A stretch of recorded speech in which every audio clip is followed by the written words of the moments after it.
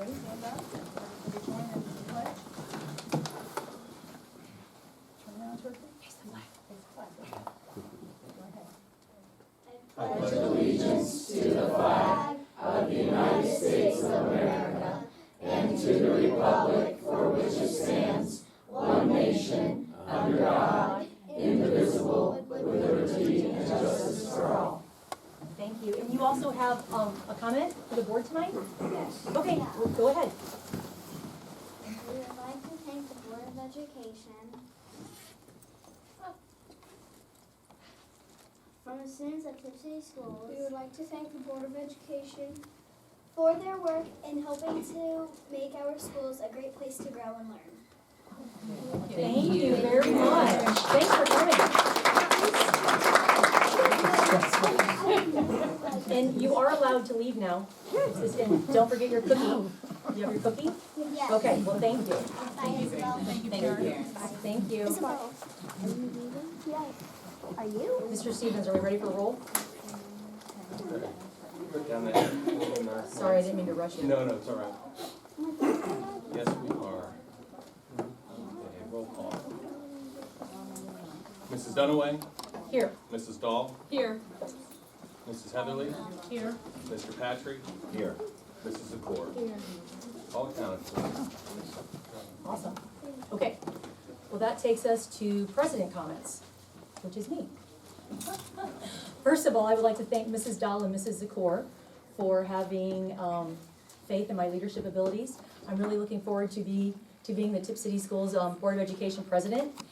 And, sitting on this side of the table for 4 years, and I don't even know how many meetings, there have always been a couple of things that I thought would be just neat to tweak or ways to improve our meetings. So last week we met as a Board of Education. I thought we got quite a bit done for just a 2-hour meeting. And we were able to change a few things. One is, instead of doing quarterly work sessions, we're now gonna have monthly work sessions. And instead of doing just an annual review of Dr. Kump and Mr. Stevens, we're now gonna do those quarterly. We are reviewing and editing our Board of Education webpage on the district website. We're also going to put out some pamphlets for community members when they come in, just kind of explains the Board of Education, our role, a really nice sign-in kind of paper for everybody. We did so many things, I can't remember what else we did. We should probably talk about the change in public speaking. Oh, yeah, and one of the big things we did is, if you notice tonight, for Kathy, I know that you come to a lot of our meetings, we now have citizen comments at the beginning and the end of the meeting. And the reason for that is some people just can't get here at 6 o'clock, but they would like to come to a board meeting and just have a comment. So we're trying to accommodate the community with people who have the work constraint. And then also, if something comes up during the meeting, we don't want you sitting here and not being able to come back for another month. So if something happens during the meeting tonight, you have a question, that gives you one more opportunity to address the board. And, hopefully we can just answer your comment tonight and you don't have to, think about it for a month before getting an answer. Mrs. Dahl is our new vice president. And one of the other changes is, instead of just having president comments, I'm gonna make that president and vice president comments, so that if Mrs. Dahl ever has anything to say, she's an officer of the board and she should also have this time. I know I forgot a lot of stuff because I'm nervous, but, so if you would like to say something, feel free. And we also reached out to our union president about adding you onto the minutes so that we can just really, really work on communicating back and forth with everybody. I know it's kind of like stuffy and this isn't, it's not really a dialogue, but still we want to hear from our union and know what's going on, so that if you needed to make comments or if you wanted to send a representative or building reps to just come in and speak about what's going on, appropriate things to speak, because we know some things we can't always talk about. But We'll use our discretion as adults, how's that? Right. Yeah. And we just really seek to further that communication and build those relationships, and we're just glad to have you here with us. Yeah, we are super excited. The new school board is super excited. We are here to serve the staff, community, and students. And and also we're already reviewing some policies. So that is another thing that we did last week. We're looking at some policies. So I think I covered everything. Is there anything else you can think of? No? Okay. So that leads us to K-12 consulting. So the board has been working with Kathy Lowry and Tom Ash from K-12 Consulting out of Columbus. And they did 7 focus groups for us last Thursday. It was a long day for them. And last night, they sent us a very detailed 13-page document, just kind of summarizing what they discovered in those focus groups. So I'm now gonna turn this over to Kathy and Tom. Okay, thank you very much, appreciate it, Madam President, and to all the board members, I just wanna say, it is Board Appreciation Month, and you guys deserve the recognition and the appreciation, because having been a superintendent, I do know what you go through, and all the calls that you make, and all the people that you talk to on a daily basis, so thank you for your work for this wonderful school system, I appreciate it, so. I'm gonna use this little corner, if you don't mind. I'd like to, first of all, Tom and I were here, along with another colleague, Deb Campbell, last Thursday, pretty much all day from about 10 o'clock until, I don't know, about 8:30, 9 o'clock at night, talking with lots of different people about the school system. And I'd like to thank the board for their returning very faithfully their questionnaires. Thank you very much. Liz Robbins, thank you, because of her efforts, we had about 120 respondents, and we really appreciate that. That's a great number. Also Dave for helping us with the brochure and all the financial numbers. We really appreciate it. And especially to the people who took the time to come out and meet with us and talk with us very candidly and very openly about how they felt about the school system. So it was a great day. We had a good time. We were a little tired by the time we left, but that's okay. For those people who don't know what we're talking about, let me just tell you real briefly.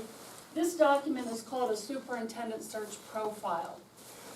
It is a combination of people's thoughts about the strengths of Tipp City School District, of which there are many, about the issues that exist in the school system, and there are some, as with any district, and also what people want to know as far as what are the characteristics that a superintendent should have for this district.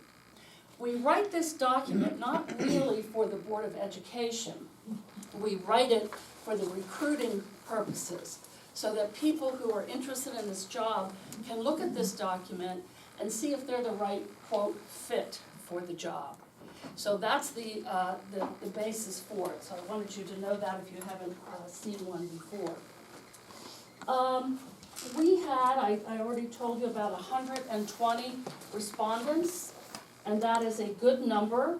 The 7 groups that we met with were of course, the board turned in their questionnaires. We also met with building level administrators, central office level administrators, your support staff, teachers, high school students who were really fun, I have to tell you, and very honest. That's awesome. Parents and community, clergy, elected officials, so there were a lot of different people invited to different sessions. And it was only Tom and I in the sessions with them. There weren't any other people there taking notes or whatever. So let's take a look at the report, and let's start on page 2. We'll just cut right to the chase here. On page 2 is the strengths of the district. Now let me explain, I explained this before, but just to refresh your memory. These are listed in order of rank. So the one that was mentioned the most is always at the top, and the one that was mentioned the least is at the bottom. But they're all called consistent themes, which means almost or every group mentioned it. Wow. What you see below the consistent themes where it says board, administrators, support staff, high school students, teachers, parents, and community, those are comments that people made.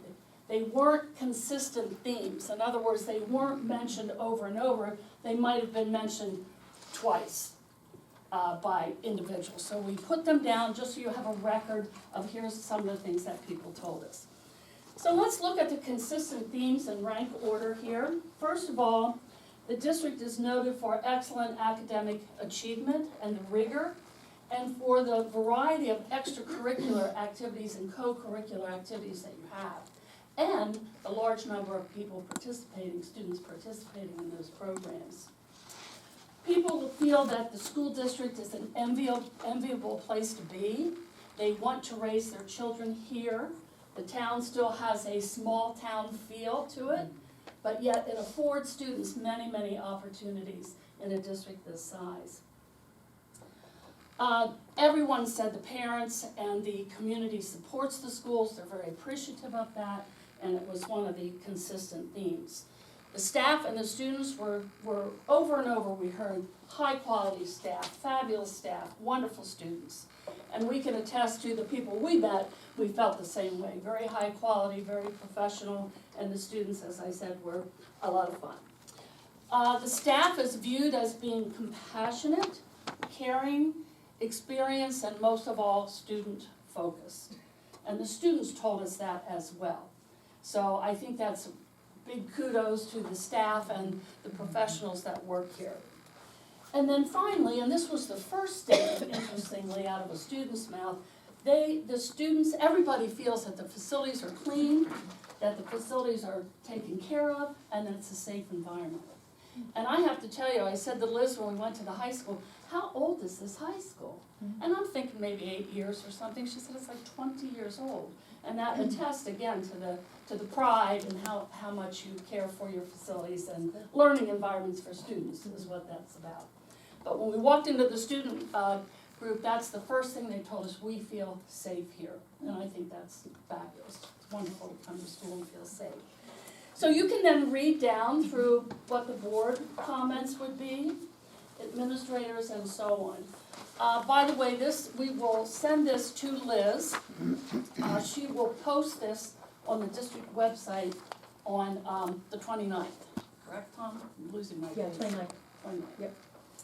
Okay, well, let's go over to the issues that are facing the Let's district. do it. This is always a fun one. Let's go. Let's take a look at again, remembering that this is in a list, and remembering that this is kind of a transitional board, because you had the board that was here until January, and now you have the current board. So it's kind of hard to delineate, okay, are they talking about the current board, are they talking about the historical board, are they talking about everybody? So you have to keep that in mind when you look at this. So the first one is the perceived lack of trust among the board, the administration, and the staff. And people feel it has to be addressed. And the way they want it addressed is consensus on common goals for the entire district. You have an opportunity, you're a new board, you have an opportunity with a new superintendent, and so I think the message was real clear. Let's get consensus and have some common goals. Well, this one we just heard, it was almost a tie for the first one, to be frank. The facilities issue came up over and over and over again. There were some feelings of disappointment, obviously. There was some feeling of frustration and a feeling that the students deserve a better place in which to learn at the K-5 area. That's the one we heard about mostly. This one also came up, interestingly enough, but the issue about student mental health and having the ability to help the students and have support systems for the students. So that was really interesting. The second one that accompanied that, as frequently, was special education. And people feel that the special education needs to be reviewed and looked at carefully. In addition to that, and I'll talk about this in another area too, they feel that the job distributions are not working well. And I know you're looking right now at job descriptions and at salaries and jobs and all of that. People, almost everybody felt that having one person trying to do human resources, doing curriculum, and doing special education is exceedingly difficult in a district this size. Amen. It's not an 800 student district, it's almost a 3,000 student district. So it's tough for one person to do all those jobs. And then the last thing, and this is a tough one in lots of districts, that's the whole social media thing. I mean, it's just tough. And it seems like there's a lot of inaccuracies, a lot of misinformation, and a lot of things that are being stated that just simply aren't true. And so I think that's a big goal as well. Some of these can actually turn into goals for the board and the superintendent. But really helping to solve that issue would be important. So it's also a big challenge. So. All right, and then the characteristics of the new superintendent, if you go to page 7, people are very excited about being able to participate, by the way. I failed to mention this. They were very appreciative of the opportunity to have input into this process. So I forgot to say that in the beginning, but they wanted us to share that with the board. So the person should be highly visible, they should be approachable, they should be accountable, professional, and most of all, student-centered. So that was the number one comment. The next one, which I think really fits in if you look at some of the things that you read in the report, is a strong leader. And the adjective before leader is important. A strong leader who has integrity and strong communication and interpersonal skills. Someone who is a collaborator and has a vision for the district and the ability to share that with the board and the community. I believe you do have a strategic plan, but when we ask people about it, they don't really know what's in it. They do know the facilities master plan very well, but they don't know the big strategic plan. They want somebody who can work, an individual who can work to unify the district and who values input from all stakeholders. And I think that's why they appreciated being involved in this process. A person able to really work with the facility needs of the district. Have they had experience passing bonds and levies? Have they had construction experience? Do they know how that all works? A person who demonstrates care and concern for students and for student success. Someone who is fiscally responsible. You're in great shape financially right now, but we all know that how the decline in the school funding works. So somebody who will recommend investments that really benefit students.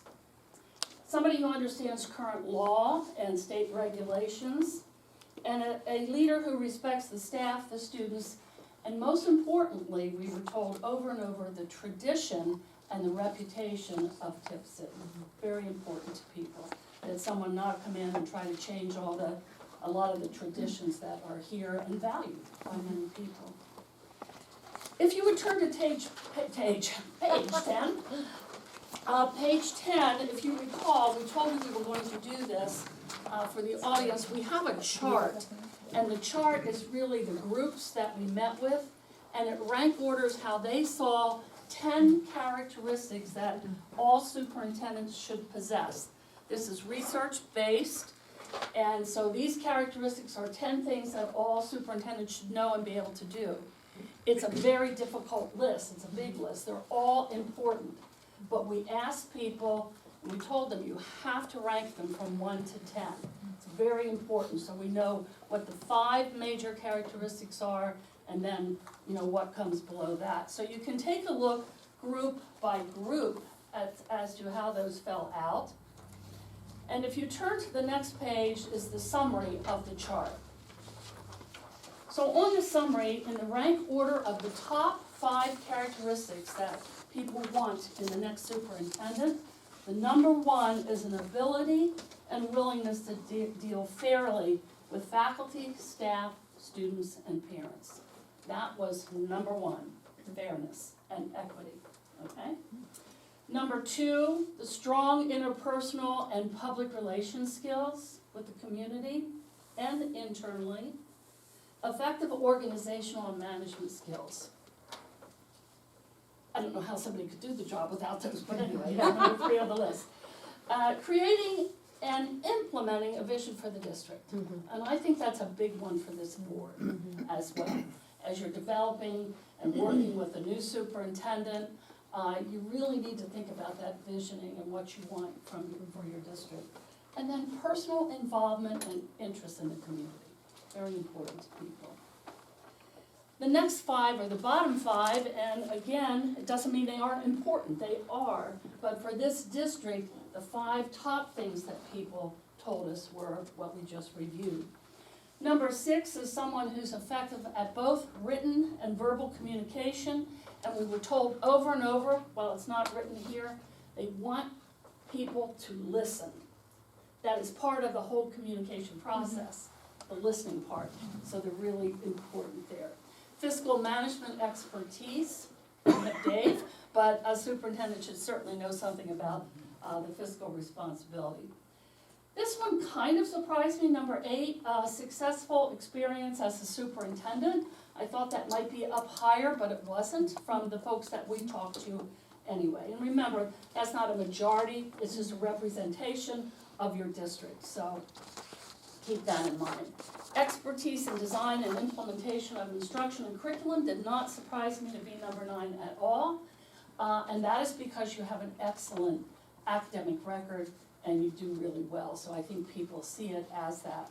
And then last, as the children here told us, the students at the high school, one of the things we aren't is we are not diverse. And so it's not surprising that this one came in last, expertise in socially and economically diverse student populations. Okay? So those were the 3 things for those who are trying to catch up with us. We asked about the strengths of the district, we asked about the issues the district was facing, and we asked about what characteristics people wanted to see. The summary is really just a compilation of the consistent themes for you again. And then just a couple words about, we really think that you're at a great transition spot with the new board composition, getting a new superintendent. You have a lot of opportunity here. It's a fabulous place. We don't feel we're going to have trouble recruiting people at all. Tom and I have been busy. We have talked at this point to about 27 people. We asked them not to apply, however, until they read this document. Okay? So we have talked to probably about, I'm trying to do this off the top of my head, I think about 11 superintendents, something like 7 assistant supes, 7 or 8 executive directors, and etc. Some people have contacted us, but most of that list is Tom reaching out to people we think might fit the bill. Okay? So we've been doing that pretty regularly, as even before we came here tonight.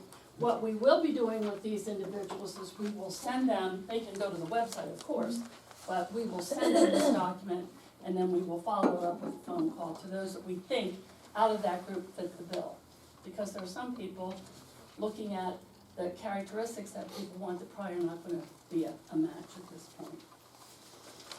Okay, let's see, Tom, did I forget anything? No, I think it might be important as part of the transparency that I know the board wishes to have throughout this entire process. We invite anybody who's going to be able to take a look at the search profile on Wednesday after it's posted on the district's website. So, and we invite you to do that. You may be interested in what some of the subgroups had to say about different items, and we invite you then to peruse that, and we'd also be interested in any feedback that you may have. So this is the document, though, that our candidates for the position will be using in terms of making sure that they feel they're a right fit for Tipp City. You're hiring somebody, but they're hiring you too, so they're going to be looking closely at things.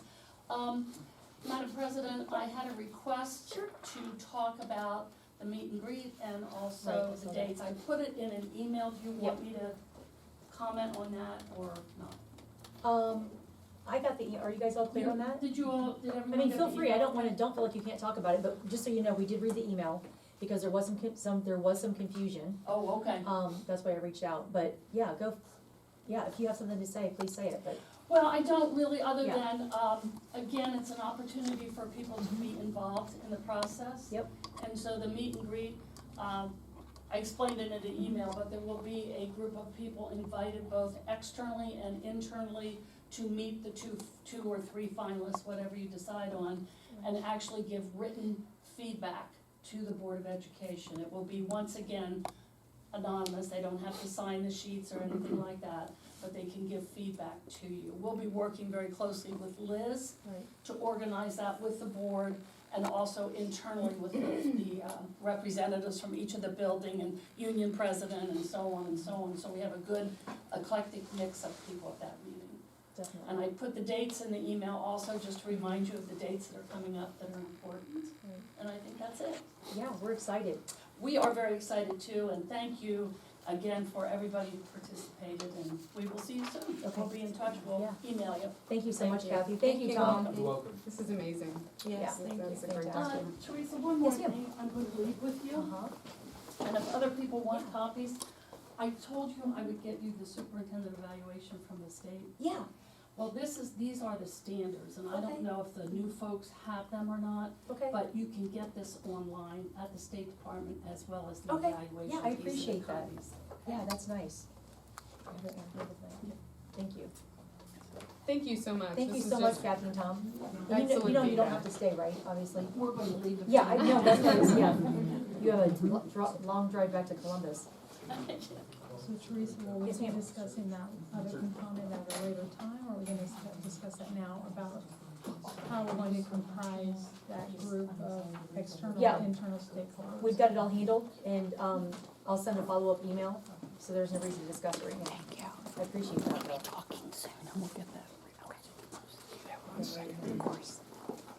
Thank you. Okay, so that takes us to superintendent and assistant superintendent report. I'll turn it over to you, Dr. Kump. All right, well, as you have heard from the students and also from our K-12 consulting, but this evening is across the state of Ohio, they are using the month of January to recognize our board members. So we'd like to take that opportunity. Seeds of Success happens to be the theme that the state has provided for us, and certainly we tried to, follow up with that with the great job that I would want to recognize that all the staff, particularly Kim Hagan, she did a great job, Mrs. Waltz, who did some great baking for us, but Mrs. Paul and Mrs. Robbins, all of them just great, helping to make this a festive evening for all of you. So I do have certificates for each of you, and then I also, instead of, there's a lot already on the table, but I'd like for each of you, before you leave this evening, there's a special kind of a budding tulips that are fun, that is once again kind of that representation of seeds and growing and success and the importance of education. So hope you enjoy that, and maybe later actually even plant it outside. Oh, yeah, If you decide. definitely. Okay. They're my favorites. So, this just certifies, and this certificate is presented to each of our board members in sincere appreciation for Tipp City Schools, for your leadership and service to public schools, and this is Board Recognition Month, January 2020. So I have one for you, Mrs. Dahl. Thank you so very much. Thank you so much, thank you. Mrs. Dunaway, Thank you. Thank you so much. and Mrs. Heatherly.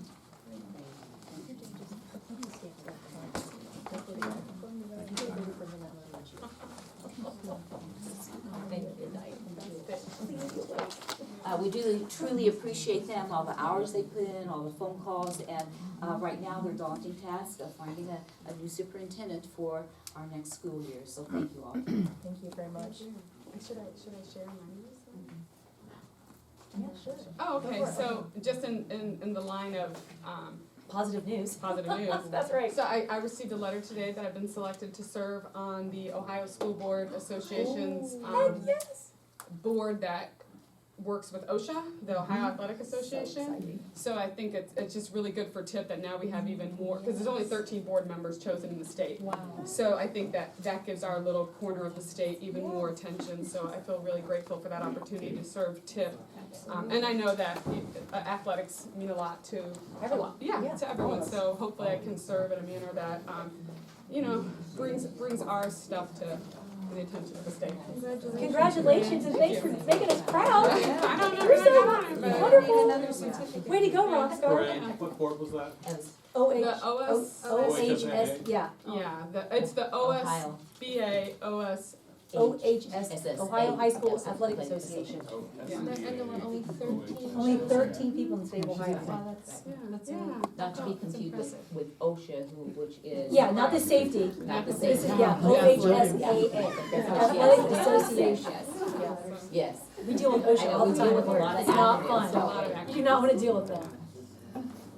Any more positive news before we turn it over to personnel? All right. Okay, So, personnel. Our next item is personnel, and I just wanted to mention that we have now put out to all of our staff, it's called notice, letter of intent, and that just is an opportunity for our staff to let us know what their intentions are for the next school year.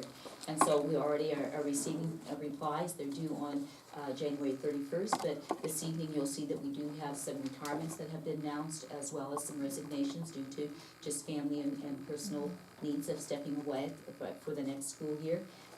So this is very helpful to us because it allows us to be able to plan for next year, and as we get ready for job fairs and the interview process for our staff, that then we have a better frame of what we need to be, replacing and looking for out in the job market.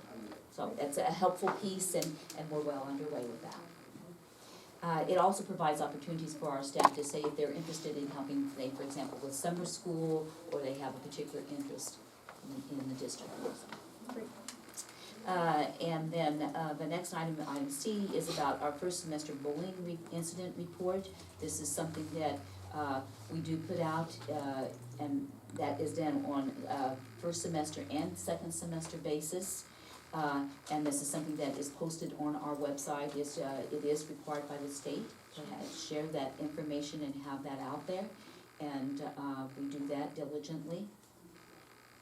And that will be posted tomorrow after this evening's meeting on our website for all the public to see. And then our next item is curriculum, and that's Mr. Bierhoff. So for our new board members, you probably are not aware that we are in the midst of a social studies curriculum review. We've been spending the first half of the school year really looking at student data, teacher perceptions, and working out our curriculum maps and matching those to the new state framework that was released just this past summer. We're headed into a period of time where we're really going to be focusing in on instructional materials. On February 14th, part of the professional development day, that day will be spent looking at those instructional materials and evaluating them. As you know, we've got the New Zella pilot that's going on right now, where we're utilizing 40 teachers, grades 4 through 12, who are implementing New Zella in their classrooms and utilizing New Zella as a resource in their classroom. We have a handful of teachers who are going to be going on Wednesday to a New Zella certified Educator Institute at the Miami County ESC. So we've been working with the Miami County ESC as well to try and get more districts on board with New Zella, and hopefully look at some consortium pricing if we decide to go down that road next year. If you're not aware of what New Zella is, it is a web-based platform of informational texts. So there's over 10,000 articles, all related to informational text in ELA, science, social studies. The unique thing about New Zella is that it matches to a student's lexile level or reading level. So we're able to really target a student where they're at and try and help them grow in the area of informational text. Which kind of leads into the next part of our curriculum update here. We're working with a group of educators or group of teachers from grades K through 8 in what we're calling our literacy team. I've mentioned this to some of the previous board members in previous updates. Really, we're kind of focusing on where are we now with literacy, where do we want to go, how are we going to get there, how will we know when we arrive. And just like the social studies curriculum, we've really focused the first part of the year on student data, teacher perceptions, where are we at. And now we're looking at goal setting, where do we want to go, and what's the process on how we're going to get there. And so New Zella plays a little bit of a role in that. We're also looking at some phonetic instructional practices and looking at some possible materials to help us shore up some things that are going on in the primary grades with phonics. So we should have a report out to you sometime this spring or next fall as far as where we're at with that literacy team. Do we currently have a phonics curriculum or program? We do. We use Literacy Footprints is kind of our reading and phonics program. We're looking at Foundations, which is a Wilson That's what I based think program. like, right? Yeah, that's the one we just rolled out this year. I was trained in it last year. So I mean, it's got, nothing's perfect, but I like it. Yeah. We've had some really awesome stories of kids that were dyslexic you know, and weren't non-readers, and in third grade now they're sounding out and spelling words that we didn't think we'd ever see them do. It's a really great program. Good. You talked about that last year. Mhm. You liked it, yeah. Yeah, it's Excellent. great. And I happened to be at the high school dropping something off, and some teachers were coming out of, I think, the New Zealand training. And I said, oh, hey, it was prior teacher from, that had had my kids prior years. So it was exciting to see them. And I said, oh, I didn't even know what is it? And they really liked it. They said, oh, we didn't really know that much about it, but we went to the training, and we can really see how it's gonna benefit our students. So Good. they were very positive and went in possibly, I don't wanna say skeptical, but unsure. So that they went from, like this level to, this is incredible. So that was Good. good feedback, yeah. Good. I thought so. Good, thanks, and we do have, I know I put that out in the Friday board update, we have a great professional development day scheduled for February 14th, and I'm so excited, we have over 20 sessions that are breakout sessions, and a great number of our staff are providing that professional development, so it's going to be a great day. Nice job to Mr. Bierhoff and that committee, very nice job. Before we move on, I know that with personnel, sometimes we have people come and introduce themselves, and I know that we do have someone here. So if you'd like to stand up and tell us about the position that you're going to have. Okay. I'm Michelle Stoltz, and I've been recently hired to be the middle school softball coach. So I'm super excited to work with not only this school district, but the kids that have been coming to our open sessions right now. This is the 4th school district that I've worked with over the last 20 years, and I have to say, I have to agree with what she mentioned earlier, that this community is phenomenal, very welcoming. I'm super excited to be here, and I'm super anxious to begin our season. And this is Cassie Johnson. Go ahead, stand up. I had to. She is going to be my assistant coach and help us, with the softball team. So Cassie actually played Division I college softball, so I'm very excited to have her on board. Thank you both very much. Thank you. Good luck. And you may be excused as well. Thank you for coming. Yes. Thank you. It's nice to meet you all.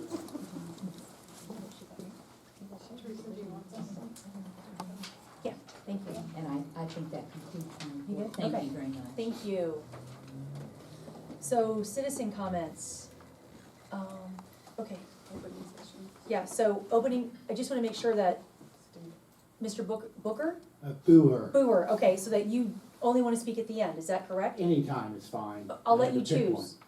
Do you want to speak at the beginning or the end? It's up to you. one. It's fine now. Okay, so I'm just going to have you re-sign the top, and then, Okay. is that that's okay? fine, that's Okay, fine. great. So we'll start with Kathy Bone. And Kathy, you know the drill, right? 5 minutes. I know the Mr. drill. Stevens Now that you're was- doing it twice, are you doing 5 minutes on each, or? But it can't be the same topic, it has to be a different It's topic. 2 different topics. Correct. No, wait, I thought we decided, You can't speak about the same topic twice. You can do, but they can have 10 minutes? I thought it was 5 minutes total. no, it's 5 minutes, but not the same Well, topic. believe me, the second topic's, the 30 first minutes topic's only 2 Yeah. minutes. Okay, so So, does it matter is how? that- Madam President, point of information, I Yes. think Madam President is correct, it's each statement made Gotcha. shall be limited to 5 statements duration, so Madam President is correct. Awesome. So, I mean, we only read it, it's hard, because you I interpret will. different, but I'll just so make some Kathy, notes just here. to be, so this is one of the new things we added as a board, so, we're trying to serve the community, but we, so you can speak twice for a total of 10 minutes, 5 minutes at the beginning, 5 minutes at the closing, but it cannot be on the same topic. Got it. You understand? Okay. I got it. Okay, no, I trust you, because I'm gonna come down on you if you mess up. I So know. go ahead, and then Well, Mr. go ahead. Stevens will start the All right, 5 minutes. I shall. Which, I don't know if you skipped over or what, you went right to the citizen comment, and I didn't see anything about a bullying incident report. Did you skip over that? Oh, no, we did it. I did that. Oh, you did do that? Yeah. I wasn't listening apparently. It's okay, don't worry. Because that's what I wanted to talk about. There was an incident at the high school yesterday. I'm not sure if any of you are aware of it. No, It was the Sunday? elementary wrestling. on Sunday, okay. Yeah, elementary wrestling. And my grandchild doesn't go here because of, backdoor politics. But anyhow, so we go to other wrestling meets, every time we see Tipp schools there, everyone moans and groans. It has nothing to do with the kids at all. It has to do with a coach. one of the coaches. He's been referred to as a bully, not only to the kids on the Tipp City team, but to other coaches and to the referees. I'm so sorry to interrupt you, but are you talking about a Pee-wee coach?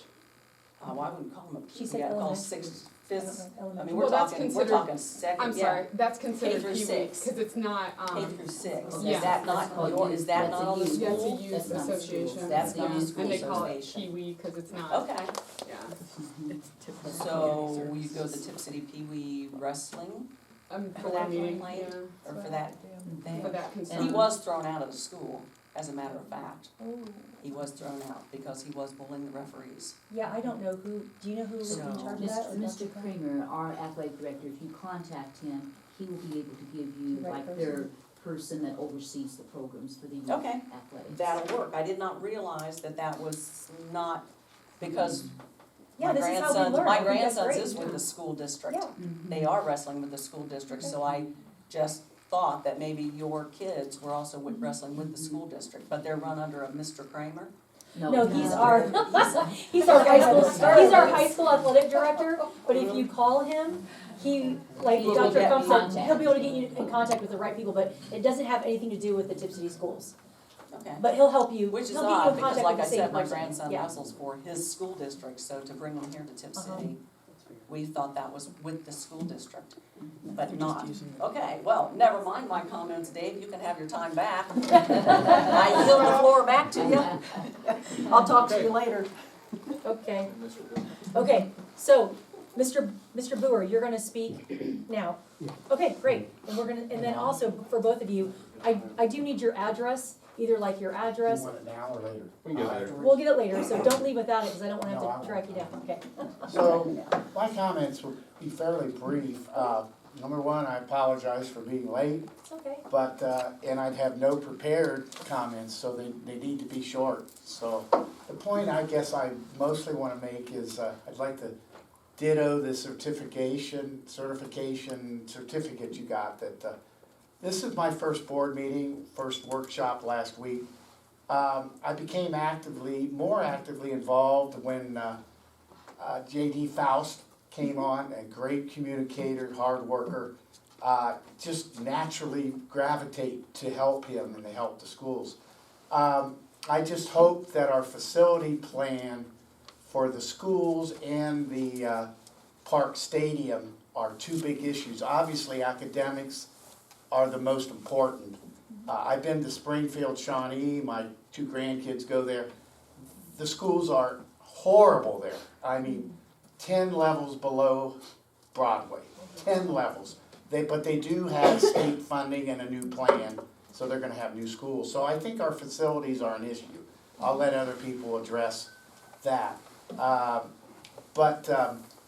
The other thing is on the Tipp Pride Association. I'm not on the board. I had no input on where the stadium would go. I do live across the street from it, and there's been negative people in the neighborhood that didn't want it there. I just said, look, I'm probably prejudiced for it, and I made no comment ever as to where it would go. I wish somebody would have stepped up with an extra $1 million to put it out at the high school, but we don't have any body that did that. So we need to make sure that project keeps rolling. Even the orange construction fence does not fit in. Black would look much better. And I know the city would not, we're grandfathered with the whole stadium, but the orange should have been black. So I just hope that can go on, and I hope that I've been going to the Tipp Pride meetings for the last 6 to 8 months, or the first meeting when there were 10 or 15 in the room. So I've supported it monetarily and just with effort. And overall, I think the people in there, you know, I don't think they've got paid a dime, and they put a lot of time in on it. I don't know if there's an issue that's simmering about things, but Scott George and Michelle Stiff and Angela, is it Potek or something? Yeah. In my mind, are doing an excellent job. Now, I have not seen the audit or the books, but they've accomplished a lot along with JD and the school board support for voting to put it there, and I hope we can finish that. Yeah. Okay, Great. thank you very much, Thank you all so of much. you. So can I pass this back to you, and I need your address, please? You can take it back and have Kathy sing. Thank you so much. Thank you for your comments. Okay.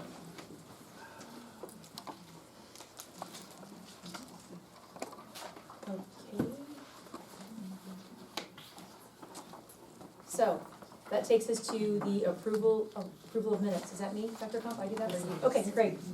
Approval of the minutes. I'll motion. I'll second. I'll just note that Mrs. Heatherly pointed out a couple periods that should have been question marks, and one word said, it was supposed to say consensus, and it said something else entirely, but I will make those small typographical error changes. Other than that, did anybody else have anything else? You got mine. And I've got yours. Mine Those were are already in there. Mine were good. We should have left it. So, again, these were the December 16th regular meeting minutes, the January 6th organizational meeting minutes, and the January 21st work session minutes.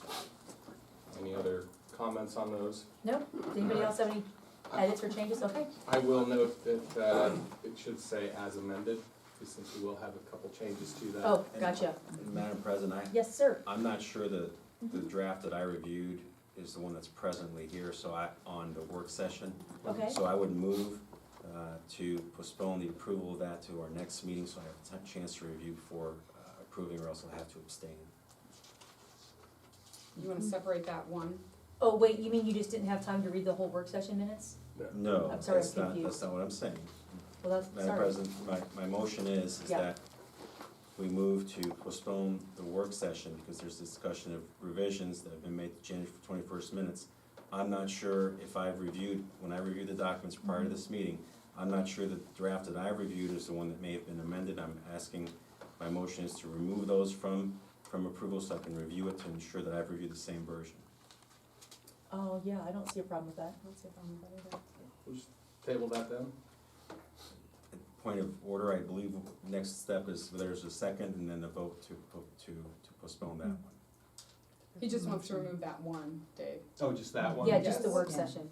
But from Robert's Rules of Order, I believe we have to. exactly are we talking about? The January 21st work, Okay. January 21st work session. I'll second to remove it.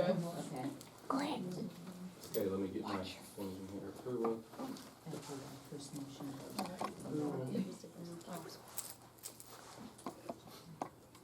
I apologize, Simon. We're doing a motion to remove the January 21st. To postpone approval until it can be reviewed for revisions. Or you could just abstain. Whatever you're comfortable with, you know what I'm saying? I think there's a motion Okay. that's been seconded that I would Did we move to get the call. second? You second, you did second.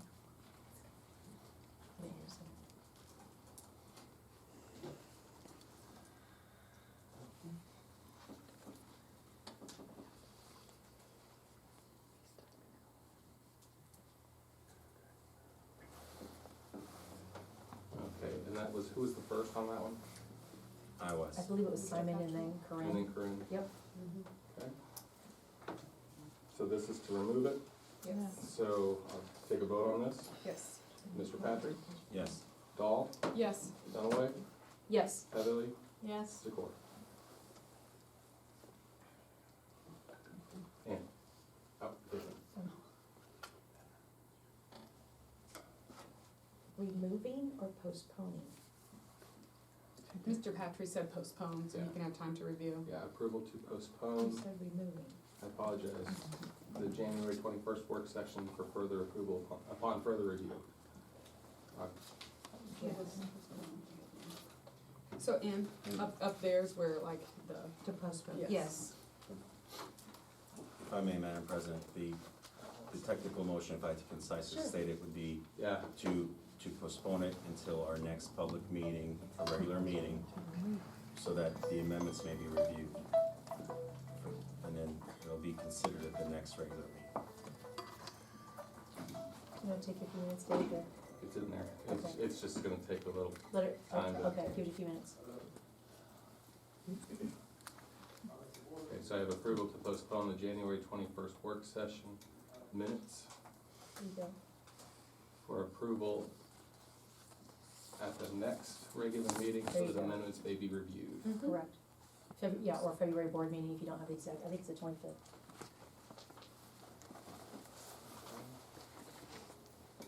So we have voted on that.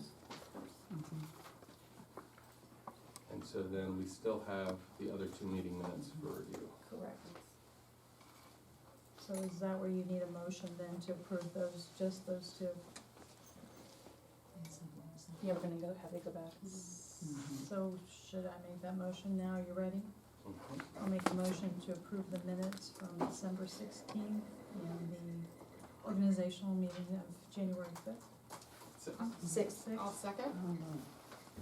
So we have a first and a second, Mrs. Heatherly and Mrs. Dahl. Sorry, Ann, do you have a question? Yes, I Go do. ahead. Since I wasn't part of that board officially on December 16th, how am I entitled to be approving or not approving this? You have the option to abstain. Yeah, you were actually here. I was You here, were here. Did yes. you read them? I mean, Yes, does it seem pretty accurate? yes. Yeah, there you go. Okay. Luckily, you were at that meeting, so hey, bonus. Yeah, there Bonus. you go. Okay. It's always good to do the right thing. Yes. Yeah, it is. Are you good, Dave? Are you up to date on that? You need a few minutes? Yep, all I Okay. did was delete the January 21st meeting. Okay. Madam So, President, go ahead. a point of information, Yes, sir? we are now moving to approve both the 16th and the 6th. Is that correct? Yes, no, yeah, the 16th and right now is December 16th and the January 6th meeting. And unified, both together at the same Correct, time? correct. That is correct. Thank you. Ready for a vote? Yeah, ready for a vote? Heatherly, Yes. Dahl, Yes. Dunaway, Yes. Patrick, Abstain. Zakor. Yes. Okay. There we go. Where are we? Treasurer's report. Okay, sorry, geez, that was a lot, okay. Sorry, Dave, where do you, 6A, treasurer's report? There's always a first for everything, isn't there?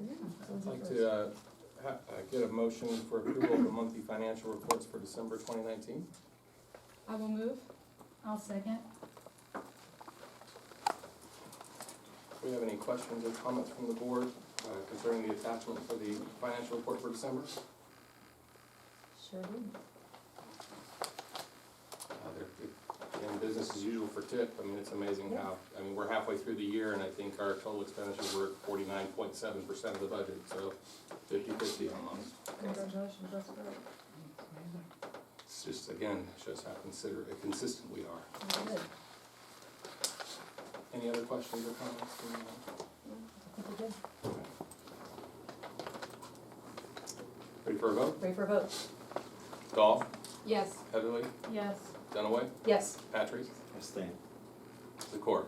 Yes.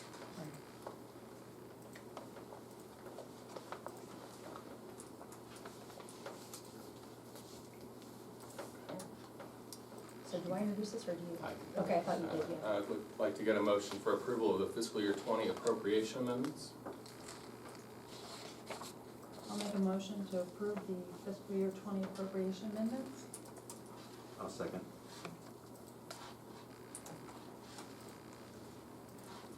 We just had a few increases.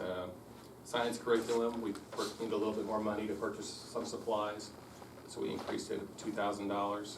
We did receive almost $14,000 in local grants that were approved at the previous board meeting. We had some student activity increases.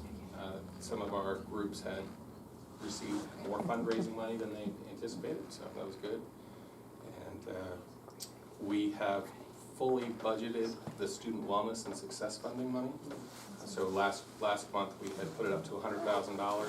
We have now, we believe we have a plan to spend all of it this year, so we're budgeting for all of it. So we increased it to its max. Those are all the changes we had for appropriations. Any other questions or comments? No? Anybody else?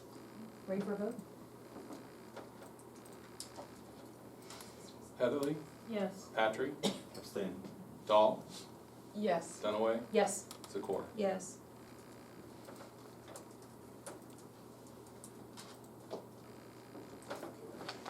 Next item, I'd like to get a motion for approval of ORC 570541 purchase order certification, then and now, for fiscal year 20, December 2019. I'll make the motion. I'll second.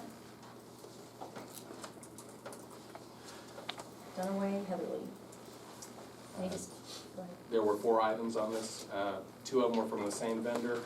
All of these, I have put out an email to the district, district-wide, indicated that we need to stop doing this. So, I got a lot of phone calls that day. Was it me? Hey, that's Was great. it me? Just sometimes we have to remind everyone Yeah. that they need to have the purchase On order time, fully right. completed before we place the order. That's perfect. All right. Any other questions or? No, comments? good job. Uh, Ready for a vote? Ready for a vote? Dunaway, Yes. Heatherly, Yes. Dahl, Yes. Patrick, Abstain. Zakor. Yes. Okay, anything under old business? Item 7, old business. I have something under old business. Okey-doke. Okay, that came up with the K through 12 on loud and clear feedback from the community about our facility planning. Where are we? Now, I don't have, this is what I heard, that our facility planning levy committee was canceled. And I don't know what's going on with that. I really haven't heard a discussion. I know we've had a lot with new superintendent, coming in, et cetera, but I think that's an important issue that just can't be pushed aside and then picked up leisurely later. I think it needs to start moving down the field, so I don't know where we are. Does anybody know? Are you talking about the community levy committee that had one scheduled and they postponed it? I Yes, believe that. They postponed it? yes, they did, that was not us, and I reached out and said, I'm ready to attend, and, so there was a conversation and said, just at this time, thought they would postpone. And I think part of that was that we have the Fallon survey research that's coming, that information's coming out, and they thought that they would wait just a bit later. So I don't believe that their intention is to wait until midsummer. I think that their thoughts are in the upcoming months. That is something that really is guided by our community. That's not something that I drive, I support, but that is guided by our community. I know that Mrs. Ayers has been very involved with that, has done a great job. And then Rachel, help me with Rachel's last name, she's Walters, Rachel Walters. Watkins. Oh, Watkins, excuse me, Rachel Watkins, was co-chairing with Mrs. Ayers on this last campaign. And I know that they're still in communication. So we'll see at this next level where that will go. But I know that they remain very passionate and supportive of our schools, the facility needs. And, So they canceled the meeting? yes. And And there it was was any more of real- what I would call a postpone. A postponement, Yes. but for what reason? Because they're waiting for Fallon? I think No. we as a board have a responsibility to revisit facilities, and that might be, I would recommend Yeah, I a agree, topic, Joy. you're probably already thinking of this, a topic Yes. for a future work session, because you can have a levy committee Right. deciding what they're going to do to campaign and educate the community unless we have a plan for which we're going to. Totally. We currently have a community survey, I guess, aligned or ready. We're working with a company on a community survey, and so we probably need to revisit where we are with that, with the administration. I know they've been meeting regularly, but then we as a board, working with the administration, need to make some decisions about what will be the plan to revisit that. And I think some of it is being overshadowed by the placement of a new board, as well as the superintendent search. So certainly there's no intent, I think, to abandon it. I think we all want to get back to it. But I agree. I guess what I'm saying is I know that the ideas are great, but execution is so different. And there's a lot of work between an idea and an execution, particularly on a project this large. For example, you know, I get it, we have a new superintendent come in, we're waiting for Fallon, that's fine and well. But there's nothing in my view preventing us from picking up the phone and speaking with OFCC, just gathering ideas, gathering their headspace where they are in terms of 3 buildings. So whether that becomes an option or not, we understand the thought process and how viable that option may or may not be. So I think that the board does have some work to do, sort of formalizing this momentum and moving it forward. That's just my So before thought. December break, we did have communication with OFCC. And actually, there's some encouraging word from that. And I'd have to go back to see what date that was. But I mean, it was not like right before break, but it was early, you know, it was late in the fall. And they were looking at what was referred to as a preferred plan. Yes. And so I think all that information will come together. But if I understand correctly, that came out around the June-July timeframe. No, this is a new one. The preferred plan, the Yes, 3 that- building plan came out around, Right, we submitted a preferred plan to OFCC, and they didn't respond to us on that until. okay, but what I'm saying, Dave, the 3 building plan that was generated by OFCC, Mhm. that's on our website, Mhm. I believe that came out somewhere The around. one that we were voting on? No, it- no, the 3 building plan, not the 2 building. The preferred plan that they've most recently gotten back to us, I mean, that's just been in the last couple months. Essentially, the preferred plan, and, I don't wanna get in the weeds too far here, Right. but part of it is that, as a district, that was a little confusing to us, because ultimately, that's what we were wanting to go forward with, was our preferred plan. So there was, I would say, some celebration about that was now an option, that we could provide the preferred plan. We What have to confirm it with them first. Right, right, and the other aspect of it is that the amount of funding that we would receive. And so it will be our preferred plan, but it may not be what we would prefer as far as funding, but it would be what we could see our community supporting, and also us being able to continue to utilize what we consider viable buildings, so particularly the middle school. Madam So, President, sorry, go ahead, I was gonna ask Dr. Kump a question. I was gonna move to commit this to our work session and potentially the committee, so we can further, at least it's worthy of discussion, but maybe help us. I don't know if we have other things on the work session for February, so I was just gonna make a suggestion that Dr. Kump, since we have 2 new board members, and I think it's been a while since we've gotten any kind of communication from you on this. Okay, I'm sure you guys have been meeting, you know, but when we don't hear the communication, you know, we're not here, we don't know what you guys do. So maybe it would be a good idea for you to send us an email, kind of give us like a state of the state where we are with this project, so that we're all on one page. And then we can decide, after we get your information, we can decide where we are, where we need to go, if we need to have, you know, a work session, what have you. So give us that information, give us a place to start, and then we'll go from there. Does that I work can for do you? Does that work for you, Ann? Yeah, Is there anything else? I just think the ball Okay. needs to be picked Yeah, up I and agree. start moving.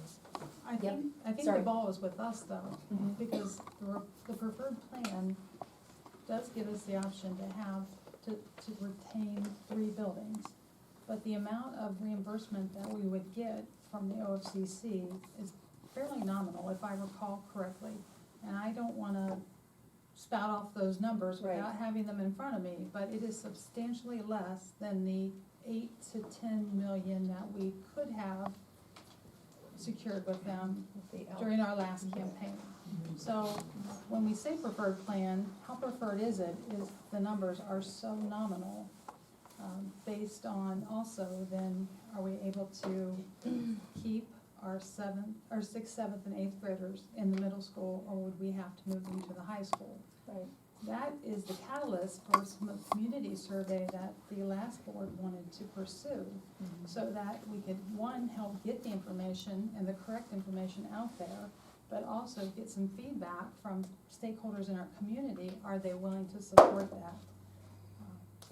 Is that a plan that they would support? Right. And we gotta make sure the information is out there, the contingency meaning, will the middle school students have to move to the high school if we pursue OFCC money?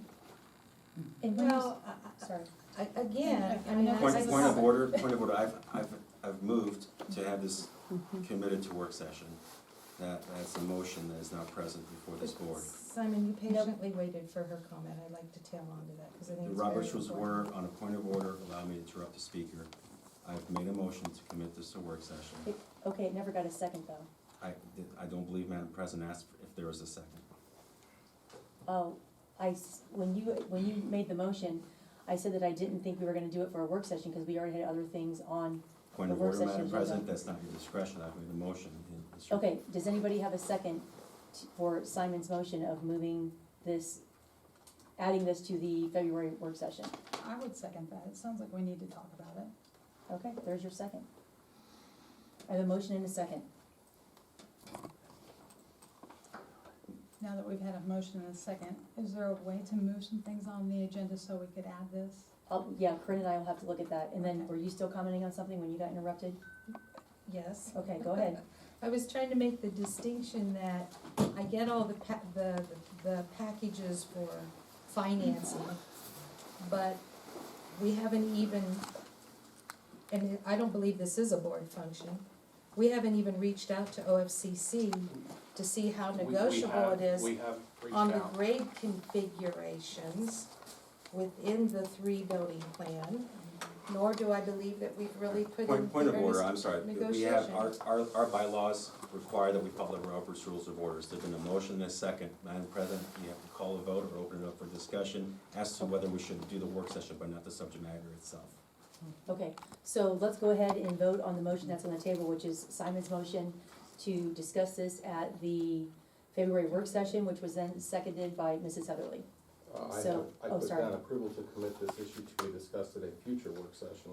I mean, we can We're mark gonna it, try, we he can make asked it for to February, February. he asked for February specifically, did you not, Simon?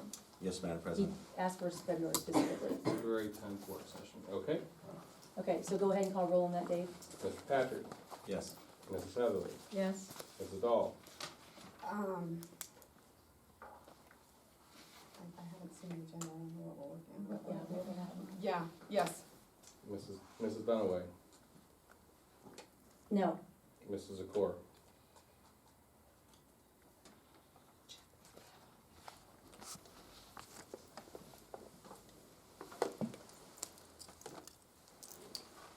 No. okay, 3 yeses and 2 noes. motion carries. Is there any further discussion under old business at this time? Mrs. Zakor, you good? Yes. Okay, great. Okay, so that takes us to Dr. Kump, new business. Item A, recommend approval to accept the following retirements. And that's Ernestine Browning at Tipp Middle School lunchroom personnel effective March 31st, 2020. Lynn McCarty, Tipp High School lunchroom personnel effective May 29th, 2020. And Kim Royce, LT Ball head custodian effective May 29th, 2020. I will move. Second? Any discussion? Yeah, moved and seconded. Do I have any discussion? I just, normally we say ask for the agenda, but I wanted to take the Oh, sure. opportunity to thank these individuals for their service to our school and other commitment, and wish them a wonderful retirement, and I know that both March and May will be here before we know it. Okay, can we get a roll call, Dave? Or is that what you said? Dahl, Yes. Yeah. Dahl, Yes, yes. yes. Dunaway, Yes. Heatherly, Yes. Patrick, Yes. Zakor. Yes. Motion carries. Item B, approval to accept the resignation of certified staff member Carrie Knezovic, LT Ball intervention specialist, effective January 24th, 2020. I'll make a motion. I'll second.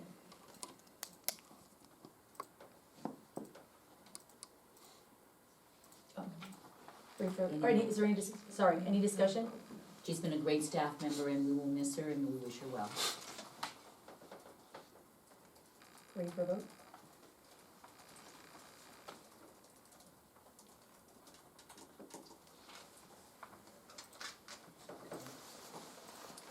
Heatherly, Yes. Dunaway, Yes. Dahl, Yes. Patrick, Yes. Zakor. Yes.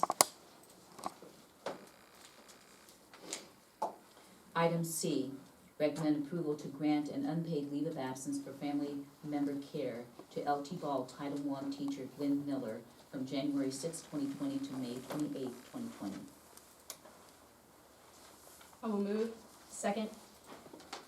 Any discussion? Ready for a vote? Dahl, Yes. Dunaway, Yes. Heatherly, Yes. Patrick, Yes. Zakor. Yes. Motion carries. Item D, approval to employ the following classified staff for the remainder of the 2019-2020 school year pending proper certification and paperwork. Wendy Kugler, Accounts Payable Clerk, Step 4, effective February 11th, 2020. I motion. I'll second. Any discussion? Yes, I'd like to discuss it. We are spending money on, I wasn't on the board at the time, but if I recall correctly, was it like 50, what was for Battelle? It's around 50,000, but we broke it up into three segments, Okay. first, second, and third phase. To look at, salary descriptions and the like, so I guess I'm Job- wondering, job job descriptions, job- salary Job descriptions. descriptions, yes, and so I'm wondering, would it not be more prudent to, I'm just questioning, If we should wait until this we is hear what, back how many from the hours, yes, how many hours is this accounts payable? It's a 40-hour-a-week job, it's full-time. Oh, it is 40 hours a week, Yes, it is. and so it's unfulfilled presently, is this? Yeah, and I'm the one doing it, and I'm working a lot. So I'm currently working on the job. And I believe in December, when we accepted the Yeah. resignation of the previous position, you were able to advocate for the replacement, even though we have this coming. Even though we know that there's a salary and, a review of the table of, organization, I think that it was defendable, I felt like it was. Point of information, Mr. Stevens, currently, do you have an accounts payable clerk other than yourself? currently, I'm the only one doing the accounts payable job. And point of- Although I do have, Mrs. Igenet is helping me with some W-9 forms for tax identification. And Is I'm there, not- oh, sorry, I'm- go ahead, Sarah. Madam President, after you. Oh, no, go ahead. We probably may have the same question. That's, without an accounts payable clerk independent of the actual treasurer, that's probably a compliance concern, wouldn't it not, Mr. Stevens? Yes, Okay. there needs to be a designation of duties, or a distribution of duties. So if I'm correct, from a further point of information, so your AP clerk can't be the same as your AR clerk, and person overriding can't be doing all of it. Yeah. Thank you. So Dave, is there a way for, I know we've had a lot of changes with the insurance stuff, so right now you have Carol and Amy, right? Yes. So, how has that been? Cause was it December, when exactly? December 6th, I'm sorry, January 6th was, her When Steph was resignation was January 3rd. I took over on the 6th. Okay, yeah, so I was just wondering if, it's been what, 3 weeks? Mhm. With all the insurance and, with all the changes in your, treasurer's office, Mhm. how does, It's hectic. I understand that, but what would be, have you looked at, like, shifting duties? I mean, I don't know how much of the insurance, and I'm not in the day-to-day, I was just, My recommendation is that we hire a full-time accounts payable clerk. okay. So you've been doing this job and the treasurer job, is what you're saying? I've been trying to do both jobs. And they're each like. Checks are going out, but there has been a serious lack of being able to focus on the treasurer job. And how long has that been going on, Dave? 3 weeks Yes. since she left. And she was 40 hours? Yes. prior. She was working about 32 hours because she was also attending school. However, there were some scanning of employee staff files and things that we need to be doing that we haven't been able to do. So it is definitely a position that I'm recommending we hire full-time for.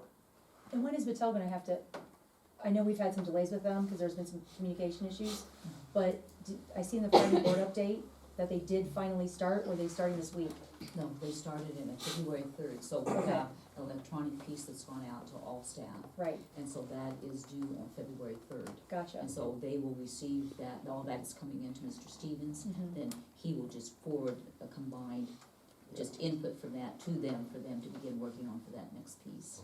Gotcha, okay. One of the big takeaways from me, or for me with the superintendent search, is how I kept seeing, a need for HR across the board, from so many different stakeholders in here. And one of the things that we had talked about, I think for the past 2 years that I've been on this board, is the need for one.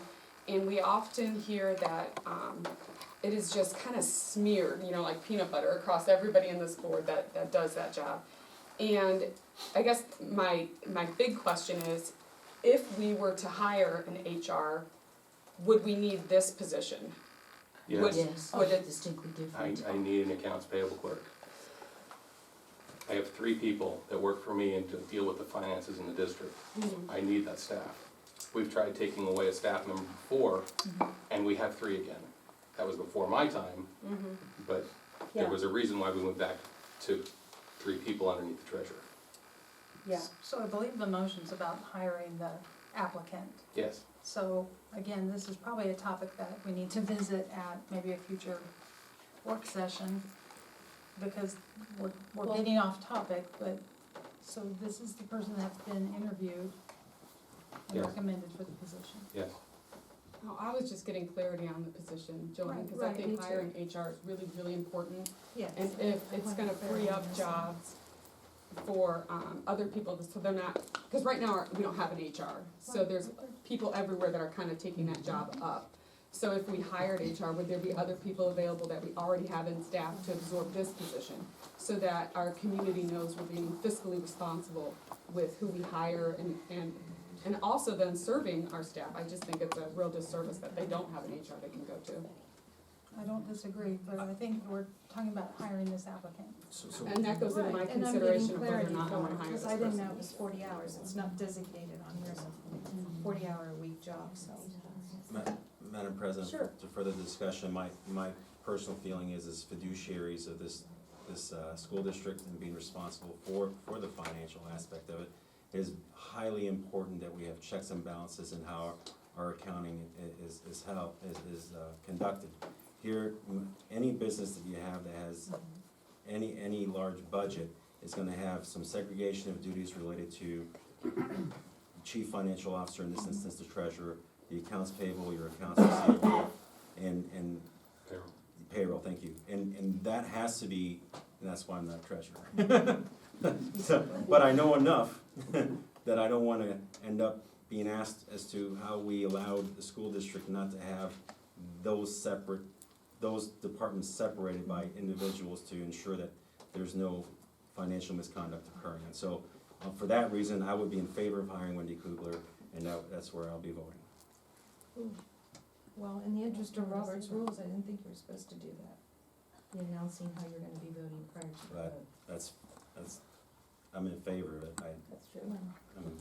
Well, I mean, you're just, keeping order here on Robert's rules, I just wanted to point that out, please educate me if I'm wrong, because I'm a beginner here, but that's what I thought it was. Point of order, and Robert's Rules of Order, Madam President, the members are not to address each other individually and address the chair. Okay, thank you for that.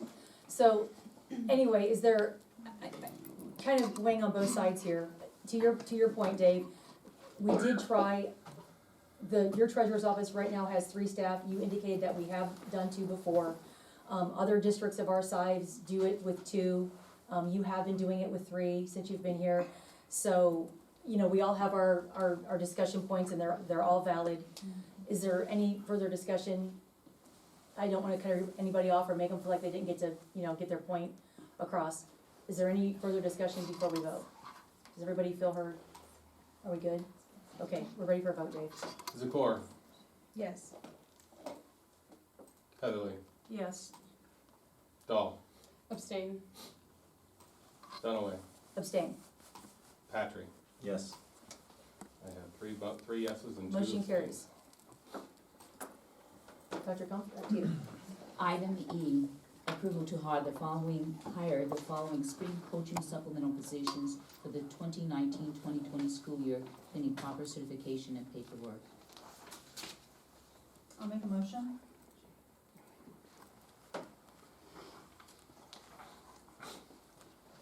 Is there a second? I'll second. Any discussion? I have a discussion. We didn't eliminate the one line item. We can do that now, Okay, but you need so now I to have to, discuss that. yeah, now I have to amend it. Okay. I'm gonna make a motion to amend. Hang on for a second. Sorry for the confusion. I thought this was taken care of. Okay, so I'm gonna make a motion to amend, hang on, where are we? Sorry, everybody. Oh, to amend this supplemental staff contract by removing the final line item, which is high school clubs, National Honor Society, step 5, Leslie Cristofano. Step 8. Oh, it says step 5. Level 8. Oh, level 8, I'm sorry. Yeah, I'm so sorry. we all know what line item it is. Is there an explanation? I second the motion. Second, okay, Sorry. it's okay. So I have a first and a second, Dunaway Dowell. I would move for discussion. Are we haven't discussed the first one. Oh. Okay, so is there any discussion on the removal? Point of information, I was Go ahead. kind of curious as to why we're moving to remove it. We would like it to be discussed separately. So we can vote yes, or vote whatever we're gonna Right. vote on the other ones, and then discuss that separately. Correct. Independently consider it. Yes. Correct, we don't wanna just, and then, Hold yeah, up the conversation. So this is an approval to remove. right, May For I, separate consideration. yeah. move to amend the motion then to state, move to postpone review of supplemental contract for Leslie Cristofano for later consideration. We don't wanna postpone it, we wanna just consider it separately from the rest of the, I mean, we can talk about it now. Oh, so it's postponed till, I guess, next vote, I guess. We just separate agenda item and move to add it to a Yes. separate agenda item. Sure. Okay, so can I get an official, what's this motion? Yeah, I I'm apologize. confused. So what we have right now, go ahead, so the first motion is, we're going to vote on the original motion, Mhm. which I believe was Heatherly And Patrick. and Patrick, for the supplemental contracts, new business, item 8E. So is there any further discussion on the original motion? No, I think then after that, And then we amend you it, moved to amend it. Yes, and then we I amended made a further move to amend it, correct? because it's no longer yours, what's on the board. So now I think, as presently amended, the motion is to add, to remove Leslie Cristofano from the present supplemental contracts to a separate agenda item immediately following this one to be separately considered. That's correct. So I'm trying to get any discussion on the original motion, which was the original supplemental contract, minus, Well, we The have to amended. vote on removing it first, before we can go back and discuss this one. I thought that's what we were doing. I thought that's what we were doing. So that, the amended motion that I just presented, I Right. think that That's what Mr. we're Stevens voting is on. trying to, I need a court reporter. Go ahead. Yeah, Um, yeah, I need somebody who's. Go ahead, Jay. Now So- I guess if there's a second. We're trying to fi- Madam President, if your show. We did get a second. Okay. I second. So we have a second. So is there any discussion on the amended motion? Is that where we are? Yeah, correct. Is there any? I'm still trying to type. I know, us second too. motion. I have Move approval. adjourned. This is, Yeah, hang on one approval second. to remove the high school club's Go ahead. National Honor Society position To a separate from the motion. present supplemental contracts Correct, to be voted on immediately correct. preceding Its this. own agenda item, Separately yes, considered. correct. I just heard 3 people talking at once. I know, it's hard. Let me know when you get all that. I'm supplemental contracts to be voted on immediately following Correct. as a new agenda item. There you go. Or is the amended motion? Yeah, I think it's about the same thing. Okay, so did I have a first and second from Dunaway and Dahl? Correct.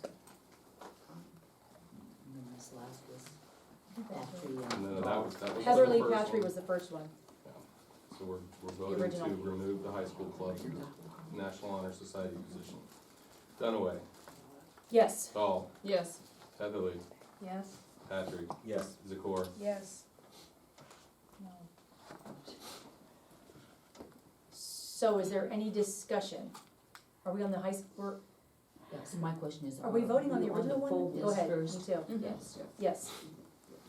So, And so this would be approval to hire the following spring coaching supplemental positions for the 2019-2020 school year pending proper certification and paperwork as amended. there you go, as amended, perfect. Nailed it. It's the little Is there successes any in life. discussion? Any discussion? Seeing that there's none, ready for a vote. Well, was there a first and a second on this one? It was Heatherly Patrick. But that was the original that included the Oh, so we NHS need- position. I'll move to approve as amended. I'll second. So, all right. That was like three things. Yeah. Patrick, Yes. Dahl, Yes. Dunaway, Yes. Heatherly, Yes. Zakor. Yes. Now.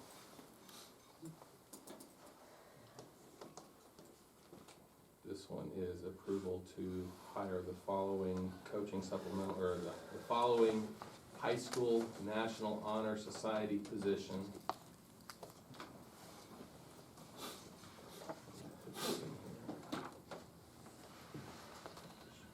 Put the name and everything else in there. Take your time.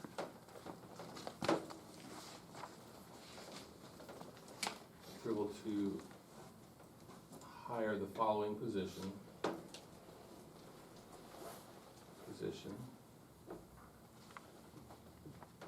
Pending proper certification and paperwork. I'll get it in there.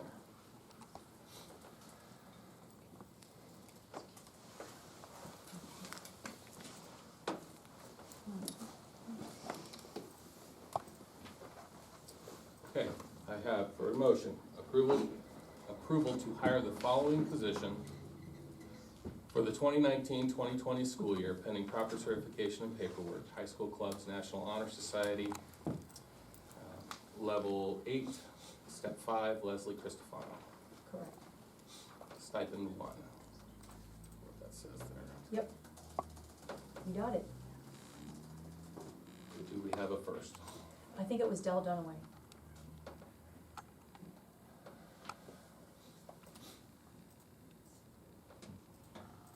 Okay. Discussion. Any discussion? So now we're discussing the one that was separated. Yeah, the one that was pulled off, National Honor Okay. Society.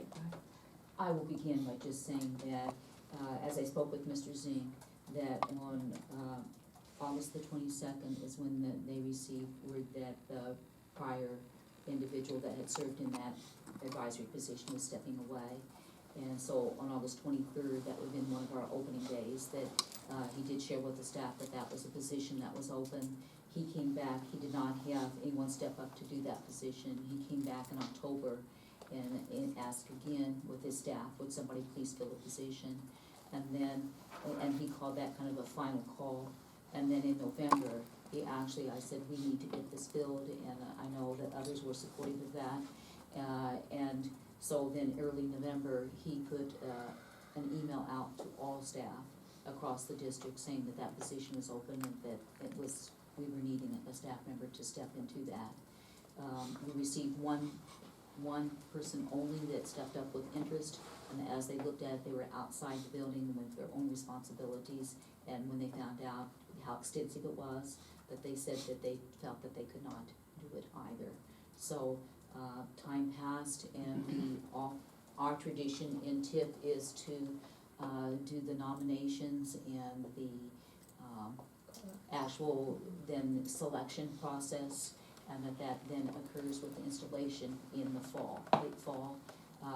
Other districts, some do it in the fall, some do it in the spring. We have looked at our bylaws, it is no problem, or with the charter, it's no problem. We can do it in the spring, but we need an individual to serve in this capacity. And so Ms. Cristofano, she has served in that and spent more than 5 years in other districts, so she does bring the experience working with the NHS.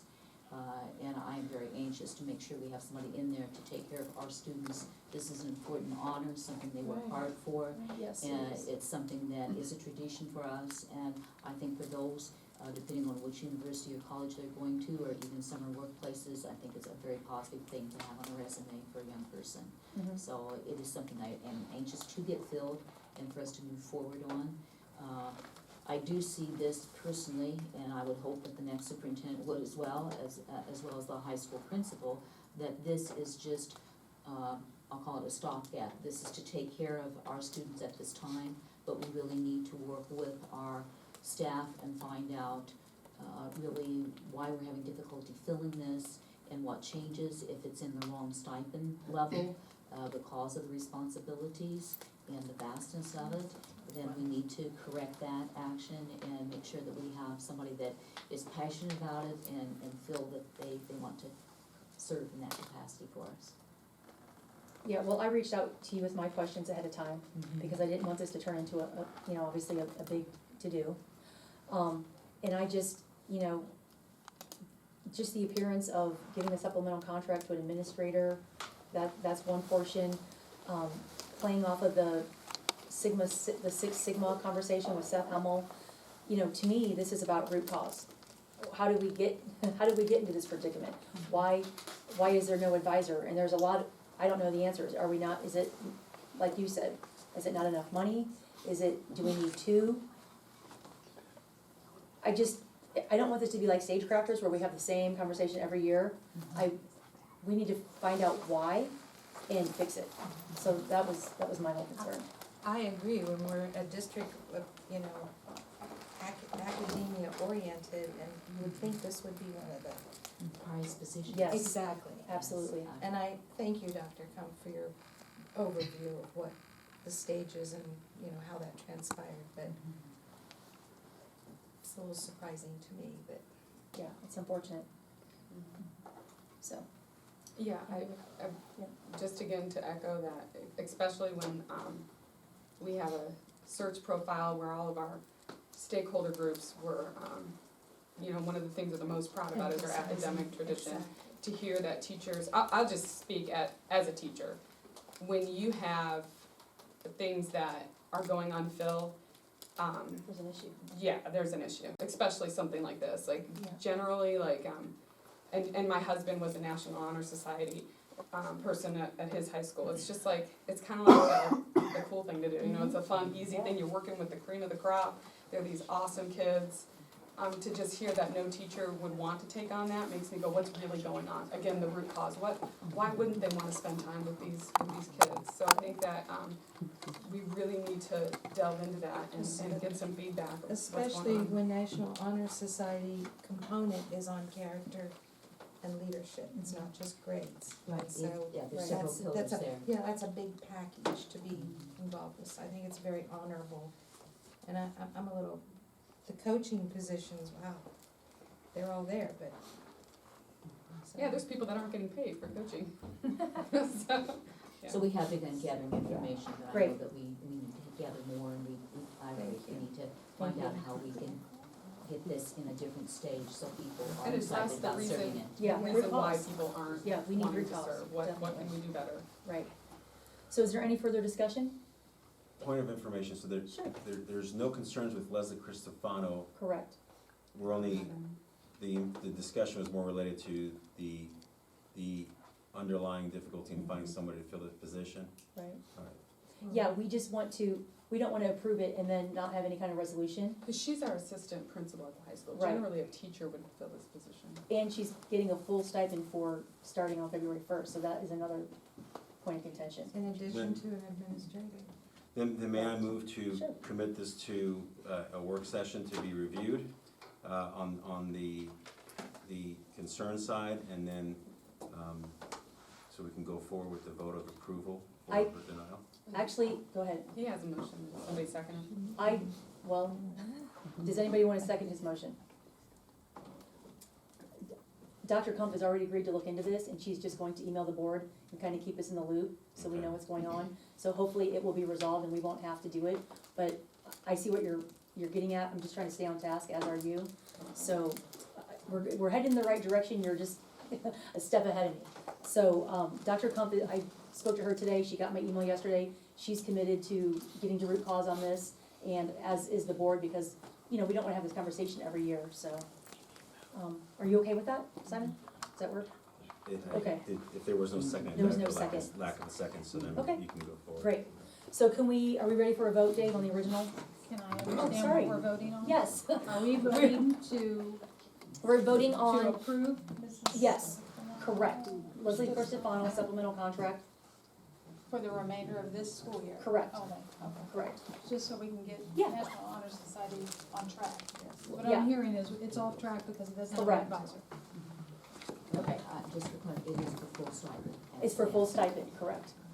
So, okay, ready for a vote? Dahl, Yes. Dunaway, No.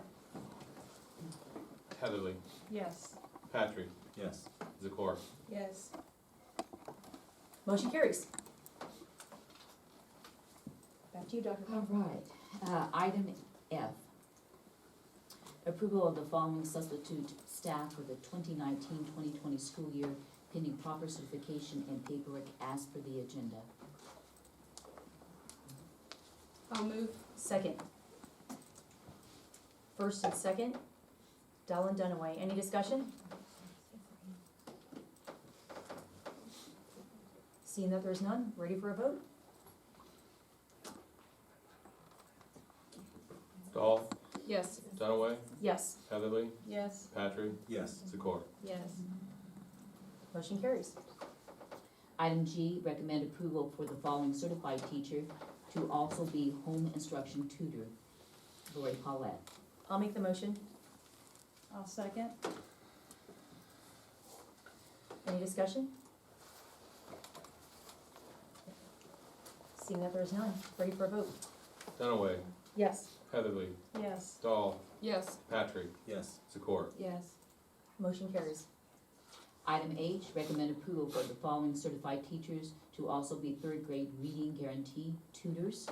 Heather Bledsoe, Kim Hampton, Liz Lewis, Mallory Normile, Tracy Odegas, and April Tabor. I'll make the motion. I'll second. Motion and a second, any discussion? Seeing that there's none, ready for a vote, Dave? Dunaway, Yes. Heatherly, Yes. Dahl, Yes. Patrick, Yes. Zakor. Yes.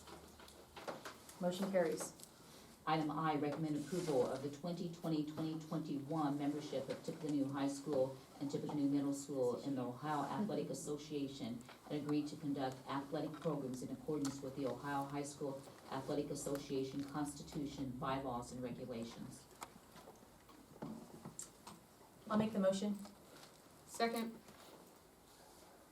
Motion and a second, any discussion?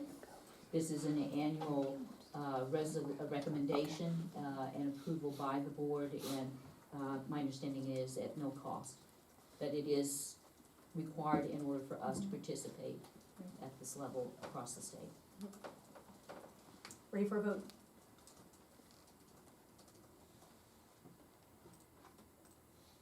Dunaway, Yes. Dahl, Yes. Heatherly, Yes. Patrick, Yes. Zakor. Yes. Motion carries. Item J, recommend approval of the amended 2020-2021 calendar originally approved on March 18, 2019.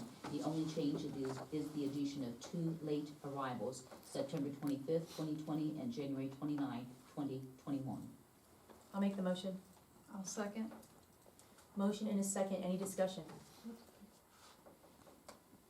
Seeing that there's none, ready for a vote? Dunaway, Yes. Heatherly, Yes. Dahl, Yes. Patrick, Yes. Zakor. Yes. Motion carries.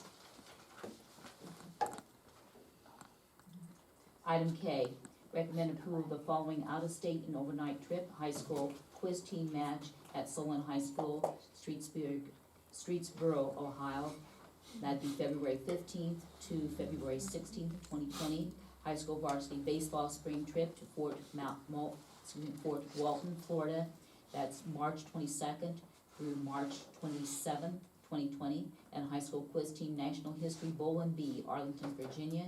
That's April 24th to April 26th, 2020. I'll make the motion. Second. Motion and a second, any discussion?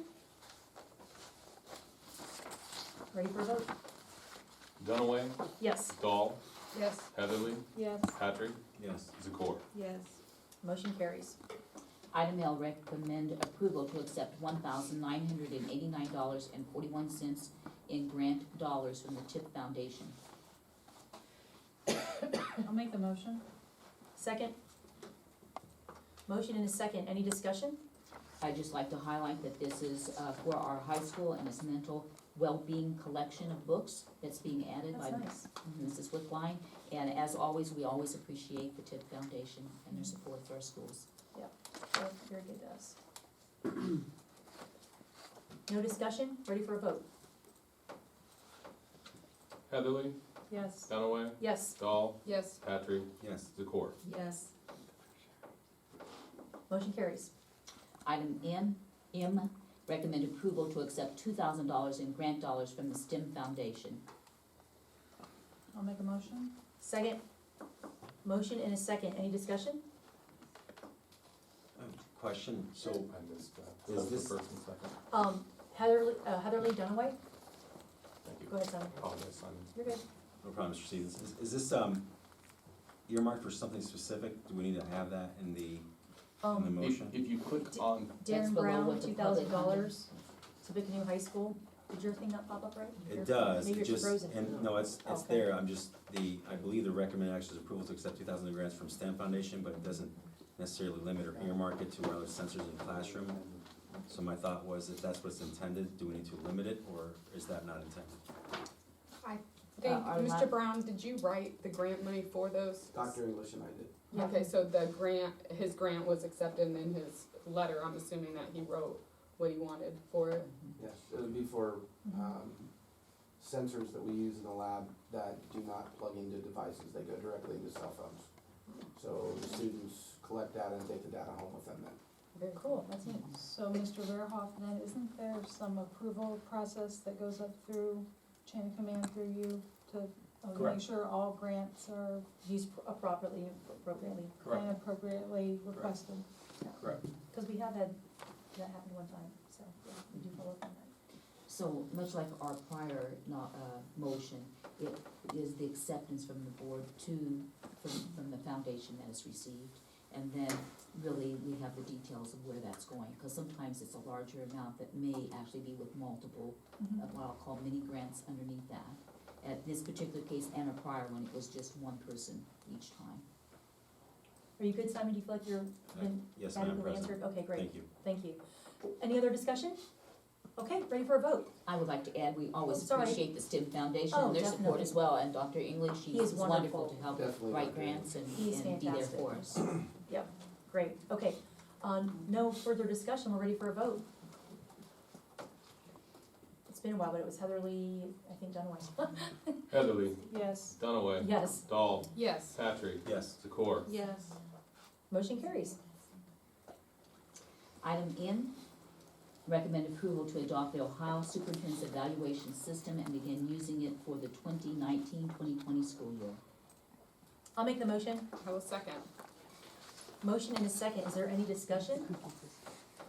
Go ahead, you're both like Yeah. excited, go ahead, you Yeah, go I think first. it's really exciting that Kathy Yeah. Lowry presented you with. And I didn't wanna steal her That was thunder. nice. A She bound gave me book. the same book of the thing that she didn't even know that we were talking about this tonight, isn't that crazy? It's nice. But anyway, the previous school board, well, I guess that was us, cause we, we have been wanting to do, I've been wanting to do this for 4 years, we've been wanting to do it for 2 years. So we're excited because I feel like your reviews are gonna be, it's gonna tie in everything. We're doing it quarterly, we're gonna be able to tie it into the strategic vision and plan and it's just, everything's just gonna come together so nicely. We're still trying to find one as awesome for Dave. We haven't quite found one, but, so we're super excited. It's gonna be great. I have a Oh, question. sorry. Regarding the superintendent, this evaluation and being done quarterly, does that need to be journalized anywhere that it's quarterly or? There's a timeline in, I'll pull up the page. Oh, here, I'll show Now, it we to her. can't follow this timeline because we didn't start it from the beginning, but it's a sample timeline It's in this book. on, page 8. And it breaks it down into 4 steps. That's the use of the word quarterly in there, because there's 4 distinct things that need to happen.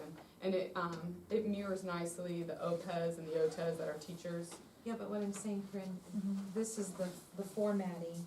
Now, do we have documentation of the actual Like- increments and a timeline?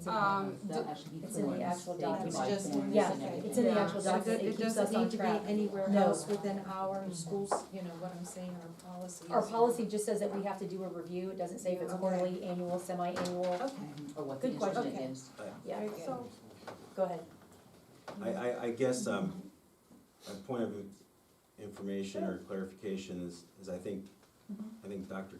Kumpf, you had voiced at the work session that you were in favor, in fact, recommended this previously, is that correct? Yes, I have. And so, it sounds like a great idea. The concern is when I'm reviewing our policies, I'm not sure that we don't need to revise some of them to kind of make it fit. Okay. And so, I would probably move to amend it, to approve it pending, revision of policies, review of the policies to ensure that it doesn't contradict them.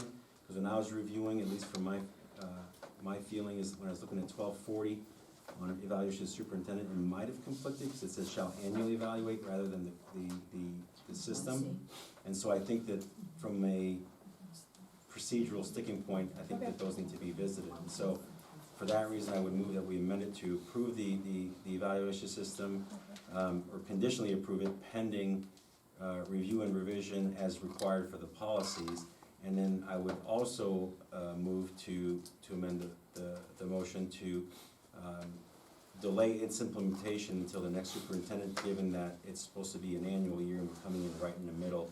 And the whole part of the evaluation, as far as my review of that, it seems that big part of it is identifying goals and things in the beginning of the year, which provide the objective criteria to which the superintendent would be evaluated. As we have not done that, I do not believe it would be fair to Dr. Kumpf. I think at the second We end, that. discussed I would this, second that. sorry, Mm. oh, yeah, I sorry. would second that. Okay, so- And that was my concern as well, is that, well, I guess we should not open it to discussion. You second, yeah, do you have Second. official okay, so we have a motion and a second, in the I thought I motion, had to approve the evaluation system Yes. pending review That and was the revision original as one. required. No, this was Oh, sorry. Mr. Patry's. To approve the evaluation system pending review and revision as required for the policies. And then they also moved to amend to delay its implementation until the next superintendent. To clarify my amendment, Mr. Stevens, is that is one motion to amend in its entirety together comprehensively, it's not separated. And to move, okay, so take a minute and then I'll get, so let me ask Oh, Mr. Patry. go ahead. So I have to approve the evaluation system pending review and revision as required for the policies and move to amend to delay its implementation until the next superintendent is hired by the district? Or is? It wouldn't that be pending, but it'd be conditioned upon review and revision. The condition, Review and condition. Yeah, conditioned upon review review and revision of the policies. okay. To approve the evaluation system conditioned upon review and revision of the policies and move to amend to delay its implementation until the next superintendent is hired by the district, employed by the district? Sure, Or- employed, because hired is March 10th, so I would put employed. And I would just say, review and revision of policies as required As required. in order to effect, so it's effectuated. You don't have to write that part down. So the motion was by Simon, it was seconded by Joellen.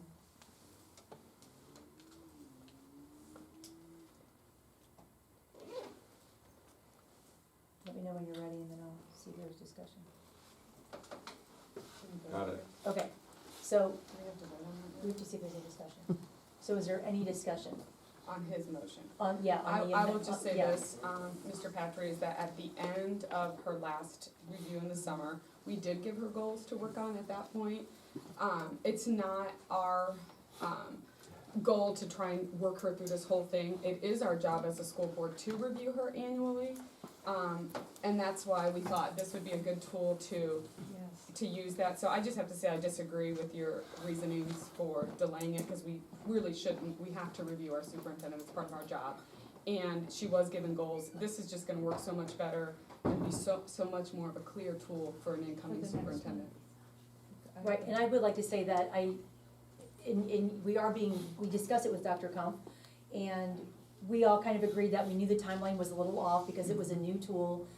In the past, when we did the annual reviews, I won't go into how that worked. So we're trying to make it better, and we all agreed that it would also give myself and Corinne an opportunity to get used to this tool so that we could be ready for the next superintendent. And Dr. Kump was gracious enough to say she thought that was a great idea, that we would all kind of work together as a team. And then regarding the policy, your point, Simon, when we did bring this up, that never came up because we did review the policy. So whatever policy you found, we didn't discuss that one. It never came up before. So that was new information to me. We never saw that word annual in any of the policies that we read. Go ahead, Mrs. Zakor. Well, practice makes perfect, and I think with this review, especially with Dr. Kump, who's so tenured, it's also a two-way thing where you can provide input, the formatting, that I think could be very insightful for the new superintendent as well, so, I see the benefit in going through with it, definitely. And there's, it says annual review, this uses the word, summative evaluation, and then it says in parentheses, end of year, and again, this was created by the ODE to be in line with, Ohio Revised Code regulations, which drive a lot of these, policies that we're looking at. And we can change the policy to, Yeah. I just think sometimes, we get into the semantics of wording, Right. because they change, the jargon. I don't think this at all would conflict with our current policies. I'm concerned about us changing the framework in the middle of our evaluation. I just don't think that's fair. So while I agree, I'm not against using this for the new superintendent. I think it's great to adopt that. I wish that would have been a discussion that we could have had as a board before the recommendation came. I'm not against us using this, but I just don't think it's a point to, did we discuss it? Yeah, we that was discussed this at the work work session. we did. But I think you told us we were going to do it, and we didn't really have this discussion. Okay. And I would have liked to have inserted that comment, is that we can't introduce a new framework in the middle of her evaluation, because it may not align with what she's working on. And I'm not against us using this, but I think applying it then to the new superintendent is a good practice. Did you start any work on her evaluation on the prior board? When you and Andy, did you start any work towards her evaluation? You mean as far as formalized meeting to discuss progress? Yes. No, So there was no work done prior to January anyways. not that I can speak to. So Andy may have, I can only Yeah. speak to, I wasn't invited to that, so maybe she and Andy did that? did you I'm and not Andy do against- anything towards your evaluation prior to January? Said not So it's formalized already been policies. way off track Yeah. at this point, because the prior board didn't do anything with it. No, what I'm suggesting is that evaluating her progress on the goals that she's working on is completely appropriate. And had we not done that as a board, I recognize that. But then inserting this new framework in the middle of her evaluation, to me, is unfair. And Now, I'm if just you saying wanna that meet it's and not go being forward- inserted because there was nothing going on. Right, we've had nothing in place up until That's this why I asked point. if you and Andy had started anything. And further the discussion, Madam President, I would Yes. state that the evaluation system has a sample timeline of a four-step process. We are now beyond 3 steps of the 4 steps process. Yes. And so Correct. I'm not sure how we can effectuate a 4-step plan with 1 step at the end. I am absolutely in favor for this system. I think it's absolutely necessary. It's required to help provide us a common goal, unified voice, and understanding that we're kind of moving in that direction and be able to objectively evaluate people. But I feel that once you have 3 or 4 steps have expired, it's impossible logistically to implement a plan of which 3 or 4 steps have already expired. Okay, so I don't disagree with what you're saying, and when Corinne and I met with Dr. Kump, we all 3 of us acknowledged that, and we agreed that it would still be better. In the past, there was no review of the in the 4 years that I've been on the board, we never reviewed the superintendent until a month after the review was due. So it was always, we were starting a month late. So we're just trying to stay ahead of the curve here to give feedback, because the past boards have done nothing. So it's not perfect, but it's definitely better than anything that we've ever had in the now 5 years that I've been on the board. So Corinne and I acknowledged with Dr. Kampf that we already know that we've missed some steps.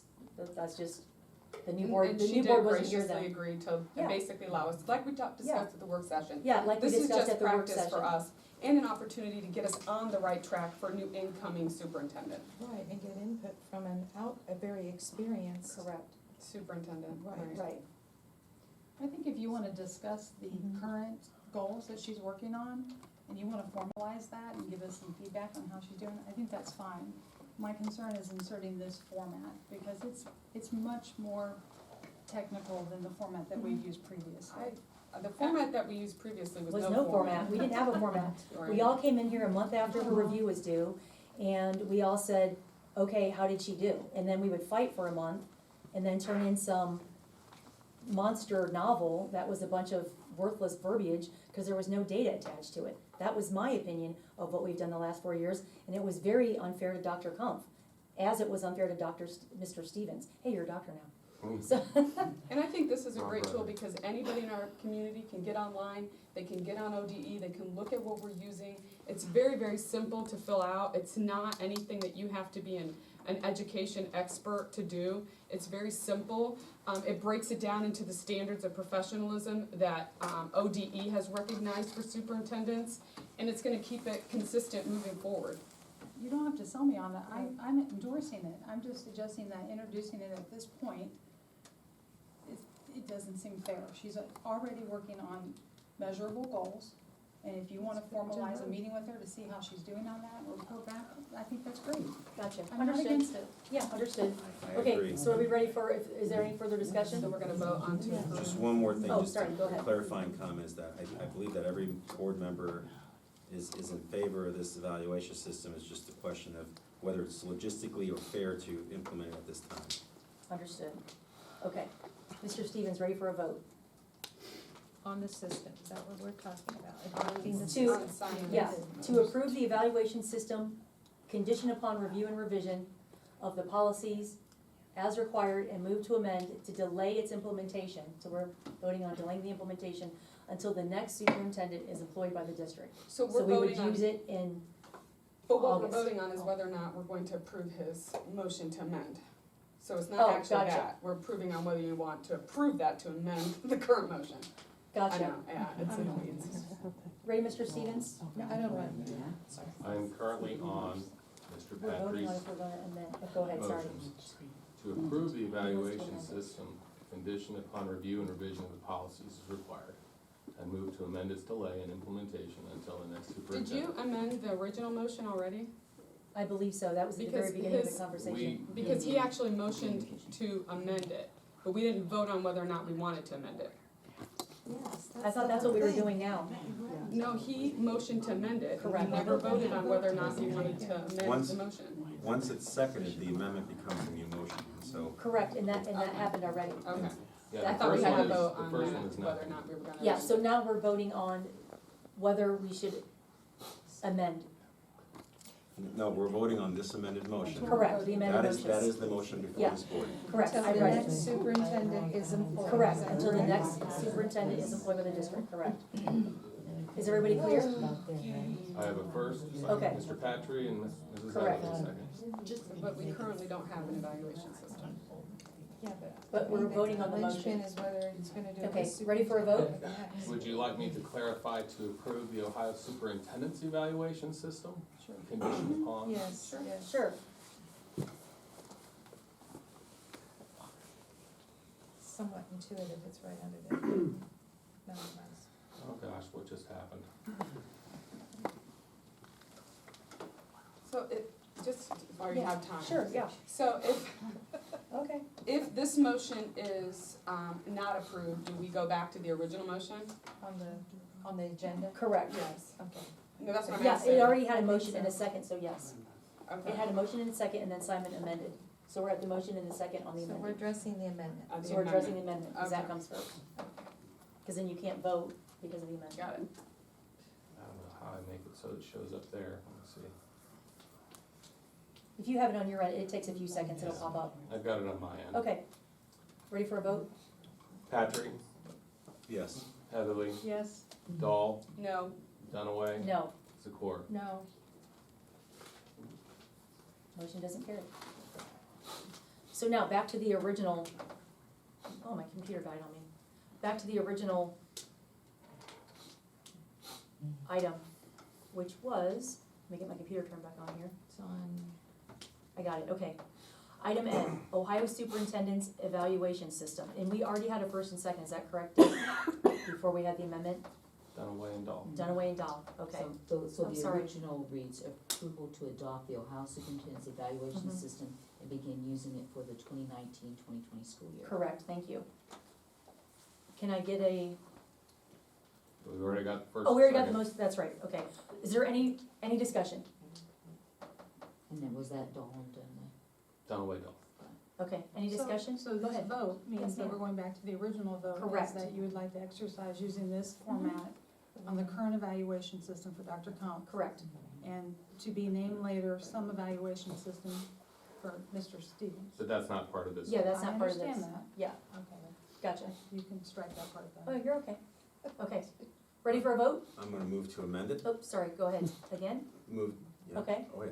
Okay. I'm gonna move to amend it condition upon review and revision of the board's policies as required to implement or to effectuate its implementation. Do you wanna list, do you wanna list those policies? We might as well. Policy I 1240 wrote that one down, okay? and any other policies required.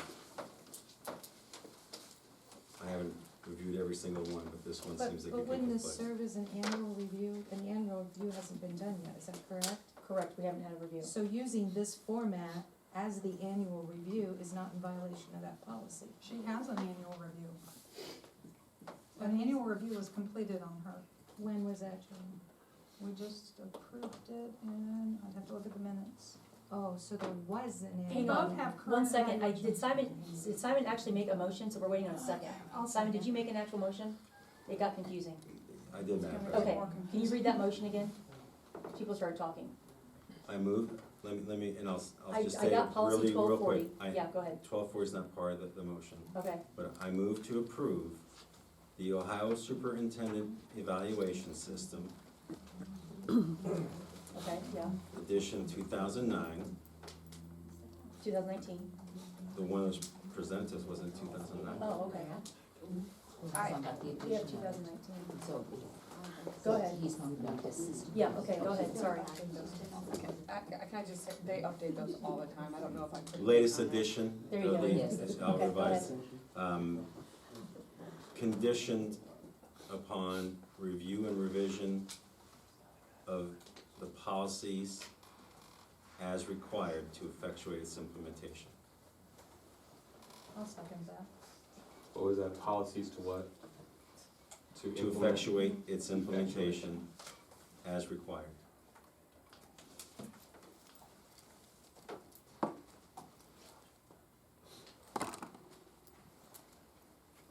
Move to approve the Ohio Superintendent Evaluation System, latest edition, conditioned upon review and revision of the policies to effectuate its implementation as required.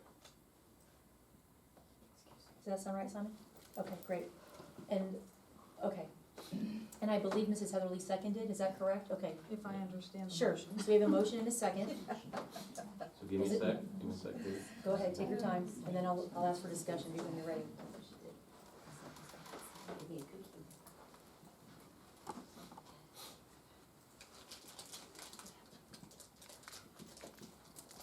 Okay, is there any discussion? I would just like to say, Simon, that I don't think we as a board can, contradict ourselves. I'm not saying we don't, but I'm just saying I don't think that we can so anytime that we would pass anything that we would find to be in violation of our own policies, we would have to come back and correct it. So, and I love that you're into our policies, I think that's what every board member should do. But if you're worried about us, violating our own policies, we can never be perfect, and we always seek to improve ourselves, but, I don't believe that using this would violate any of our current policies. But I just don't want you to feel like, if we did happen to pass something that is in a policy that we shouldn't be doing, that it would then, be, like, we couldn't go back and fix it, you know, because we're not expected to be perfect. Well, you know, one of the issues that was highlighted tonight was about the fair application of our policies. And I'm concerned about us introducing a new framework to an existing evaluation. While they both have goals that they are supposed to be working on, and if you want to work with them to see how they're doing on those evaluations, I think that's commendable. I want you to do that. I just don't think that we should introduce this new framework until we have a new superintendent. What I'm hearing you say, Corinne, is this would help us get into the practice of it. I agree that we should get into the practice of it, but I'm not sure you can apply these standards to standards that we didn't use to evaluate her. We had a system, it wasn't a great system. I'm not arguing that, I'm just suggesting that if you wanna formalize a meeting to discuss performance, do it. I think you should. But I just don't think that it's fair to introduce this framework. That's all I've been saying. We didn't have a framework, Joe Ellen, and we did introduce this at the work session, and none of your points that you're making tonight did you discuss then. Right now, I think what is truly the biggest unfairness is that we've never really done a constructive evaluation with our superintendent where we're giving her goals that we as a board can agree on. And that is something that's also been said in the superintendent's profile. So to not take some step forward, to say let's all get this train on the same track, moving in the same direction, for the sake of Fairness. a evaluation system that doesn't even exist, doesn't make any sense to me. Point of clarification as to what my motion is no longer anything to do with fairness or objectivity. It's a matter of effectuating its implementation. So I do not wish, I think that it's very important. I was not part of the board before, as has been stated a few times here tonight, and this is my first month here, and I think that evaluating superintendents is extremely important. I think that this system is a great system.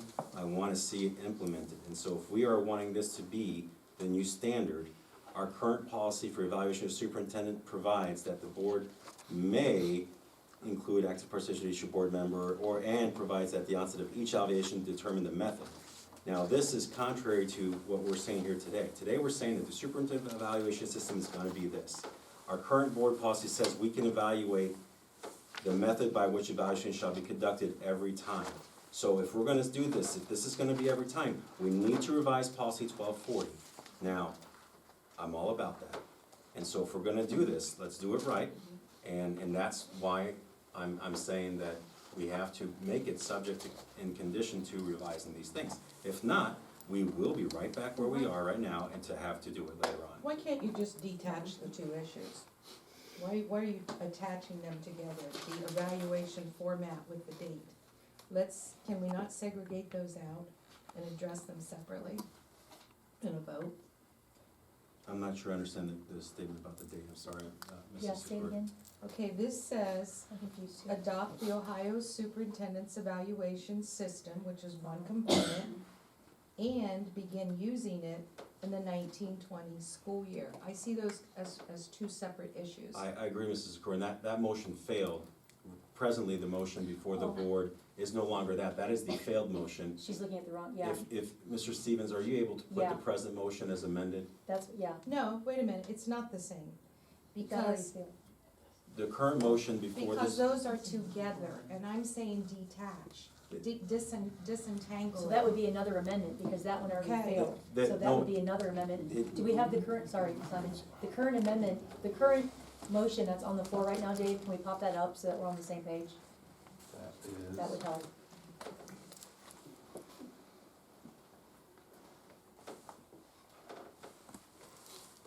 Do you wanna just read it?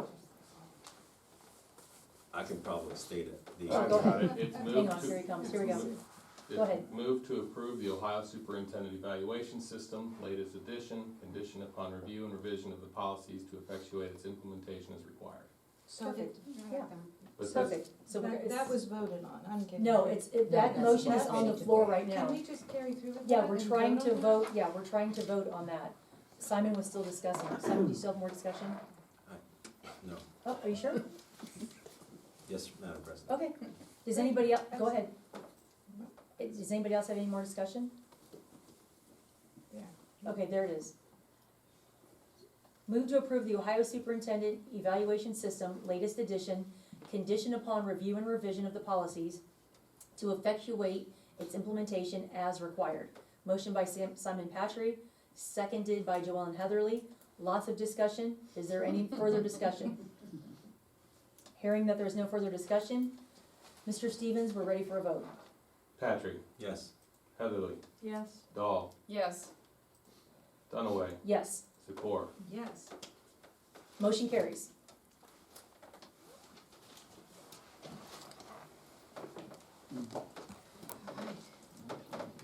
Okay, let me turn my computer back on, it fell asleep, okay. So, that takes us to item 9A. Joellen, would you mind grabbing the citizen comment sheet? Thank you very much. Okay, wrapping up with citizen comments, we have Don Watson. Oh, sorry, Kathy, you wanna go first? He's already popped out. Okay, go ahead, Don. 5 minutes.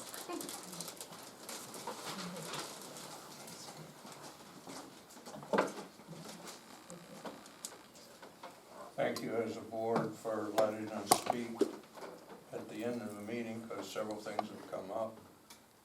I see as a taxpayer sitting here, we need a study of Robert rules. You can't amend a amendment, you have to amend a motion. You can't make a motion, you move a motion. So these are basic things that we need. And back with you, Corinne, if you make a mistake, you have the motion to reconsider. That's a Robert's Rules. Right, Simon? Motion to reconsider, Yeah. okay. To reconsider. I'm not an expert on the rules, sir. Yeah, a motion to That sounds reconsider is right. correct. It's correct. You're If right. you want to see an example of this, I would suggest you invite the Miami East FFA chapter. They won the state of Ohio's Robert Rules Awesome. Parliamentary Okay. Procedure.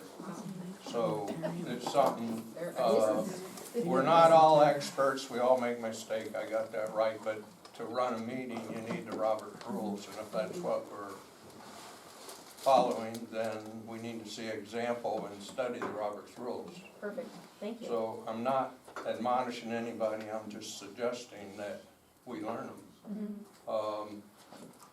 But we're not all gonna be attorneys. You know yours from being an attorney, I can tell. But what I really wanted to speak about was I am not being paid to get up here and talk. It came back to me by a student that I get up and speak and I'm being paid. That's farther from the truth than anything. I stand up here to speak because I'm a taxpayer and an alumnus of Tipp City High School. Now, the real reason I'm up here, the whole discussion I hear year after year, board after board meeting about us having a building campaign, there's never any mention. In 1988, 32 years ago, we were given 22 acres of land as a memorial to David Kopic.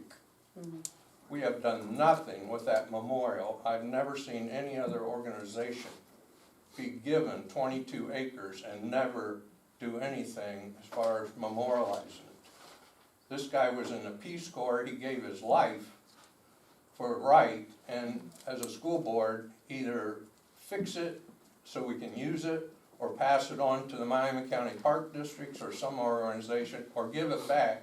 There is a daughter of Mrs. Kopic still living, so give it back to her if you're not gonna do something with it and press it. Thank you. Thank you, Don. Oh, go ahead, okay, thank you. Kathy Bone, back to you.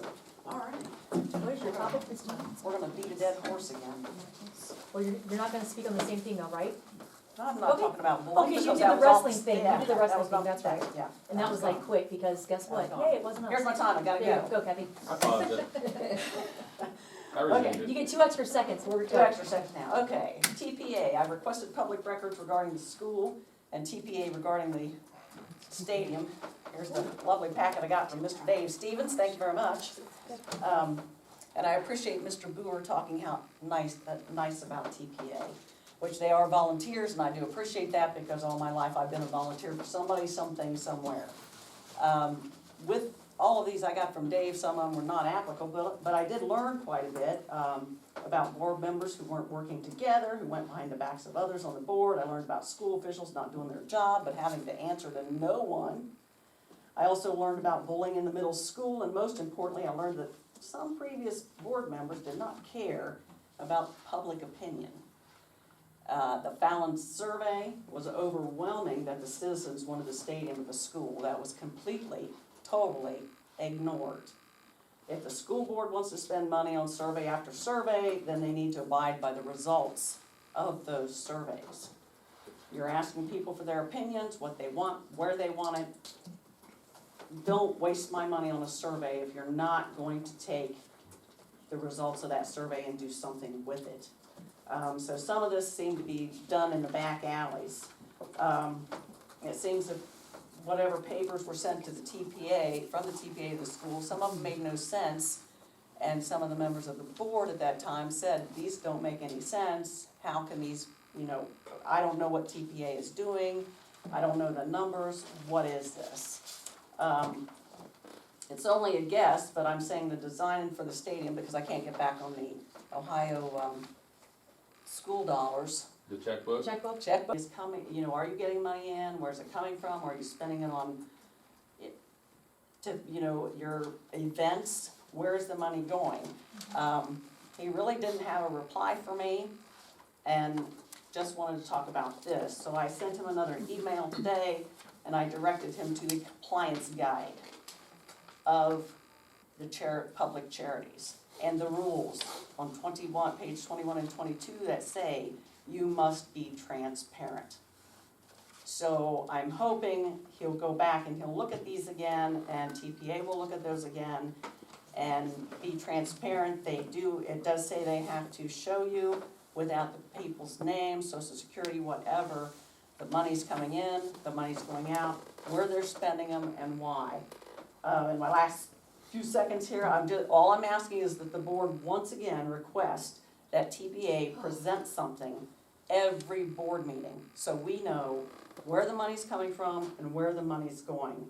They're formed as an extra arm out there to help us build this stadium.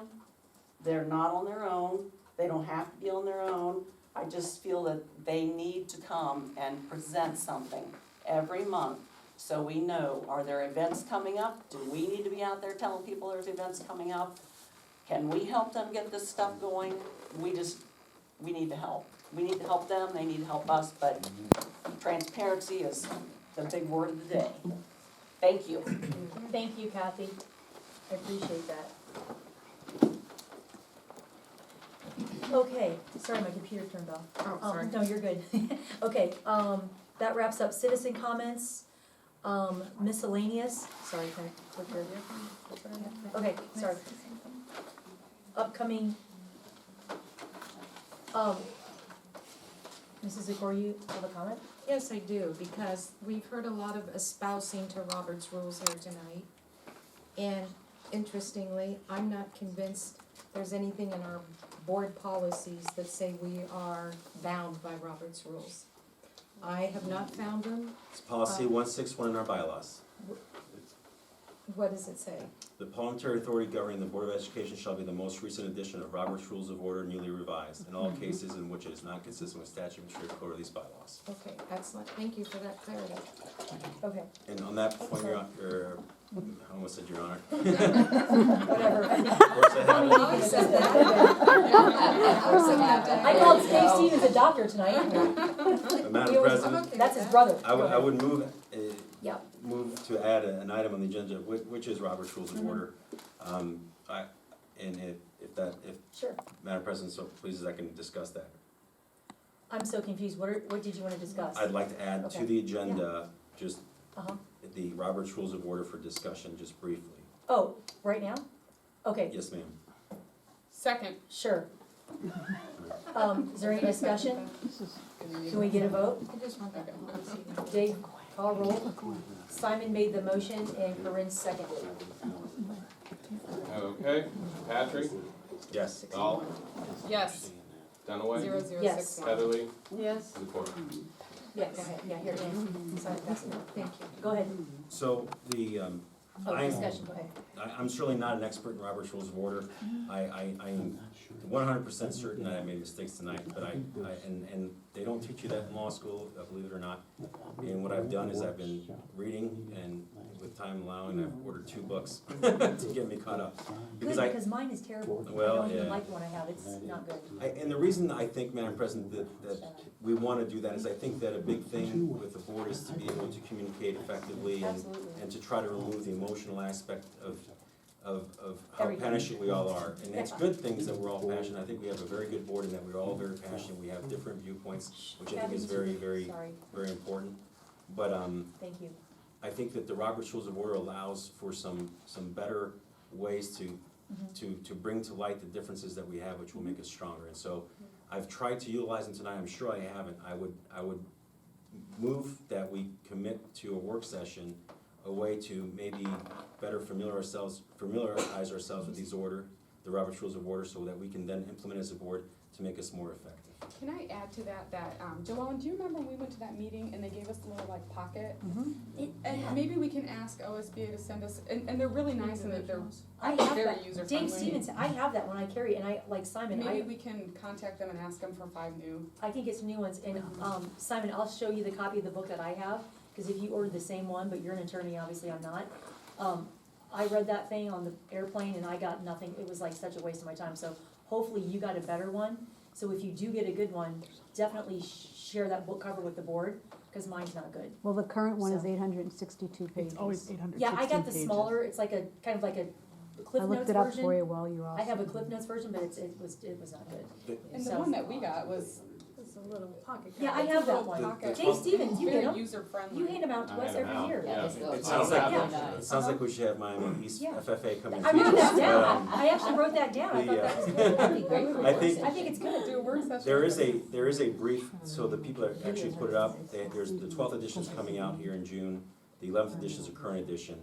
There is a brief of it, but I think that what I'm asking to do is to commit to a work session, so that we can talk about potential opportunities to, like, maybe some board training that Sure. provide us some OSPA too. practical or pragmatic education opportunities, so that we can then be more effective and maybe take away some of the emotional aspect of our passion. Like amending motions, how do we do that? Correct, and the other thing too is, if I could just piggyback on that, one thing is, anytime something like this happens, I would like to get the agendas a week early, because when we get them on Fridays are hard, they're busy, and then most of us are, well, we're all parents, sorry, but some of us have very demanding kid schedules, so then on the weekend, that's the time that you're with your family, and then Monday, you're at work, so you don't have a lot of time, so one way to eliminate all this amendment, and all this type of stuff in the actual board meeting, is that if we could get the agenda a week early, and then some things can just be eliminated or changed before we even get to the board meeting.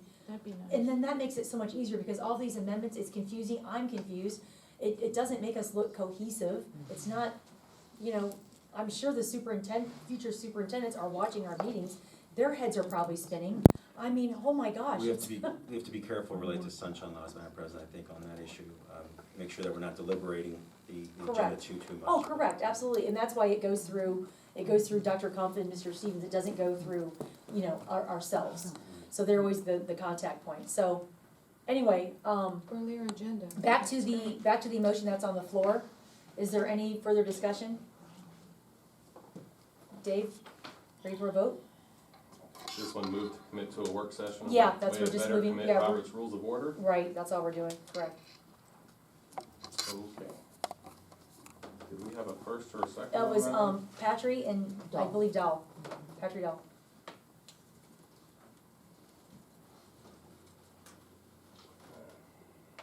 Do we need a date on that work session? Yeah. Try to squeeze it in if we can. Simon, aren't you glad we're doing the monthly work sessions now? So the quarterly, now can you see why I asked for those? Yeah, It's a good we have a idea. lot to discuss, trust me. All right, Okay, go ahead, Patrick. ready for a vote? Patrick, Yes. Dahl, Yes. Heatherly, Yes. Dunaway, Yes, Zakor. Yes. perfect, okay, sorry, my computer's down. No, it might have been either between. Hey, what item are we on, sorry? Citizen comment. Oh, motion carries, sorry. Motion carries, miscellaneous Okay. upcoming meetings. Item 10, miscellaneous upcoming meetings. The next work session meeting will take place on Monday, February 10th, 2020, beginning at 6 p.m. The next regular Board of Education meeting will take place on Monday, February 24th, 2020, at the Board of Education office, beginning at 6 p.m. And can I get a motion to adjourn? I will motion that we adjourn. Second. I have a motion and a second. Dahl, Yes. Dunaway, Yes, Heatherly, Yes. Patrick, Yes. Zakor. Yes. motion carries. There you go.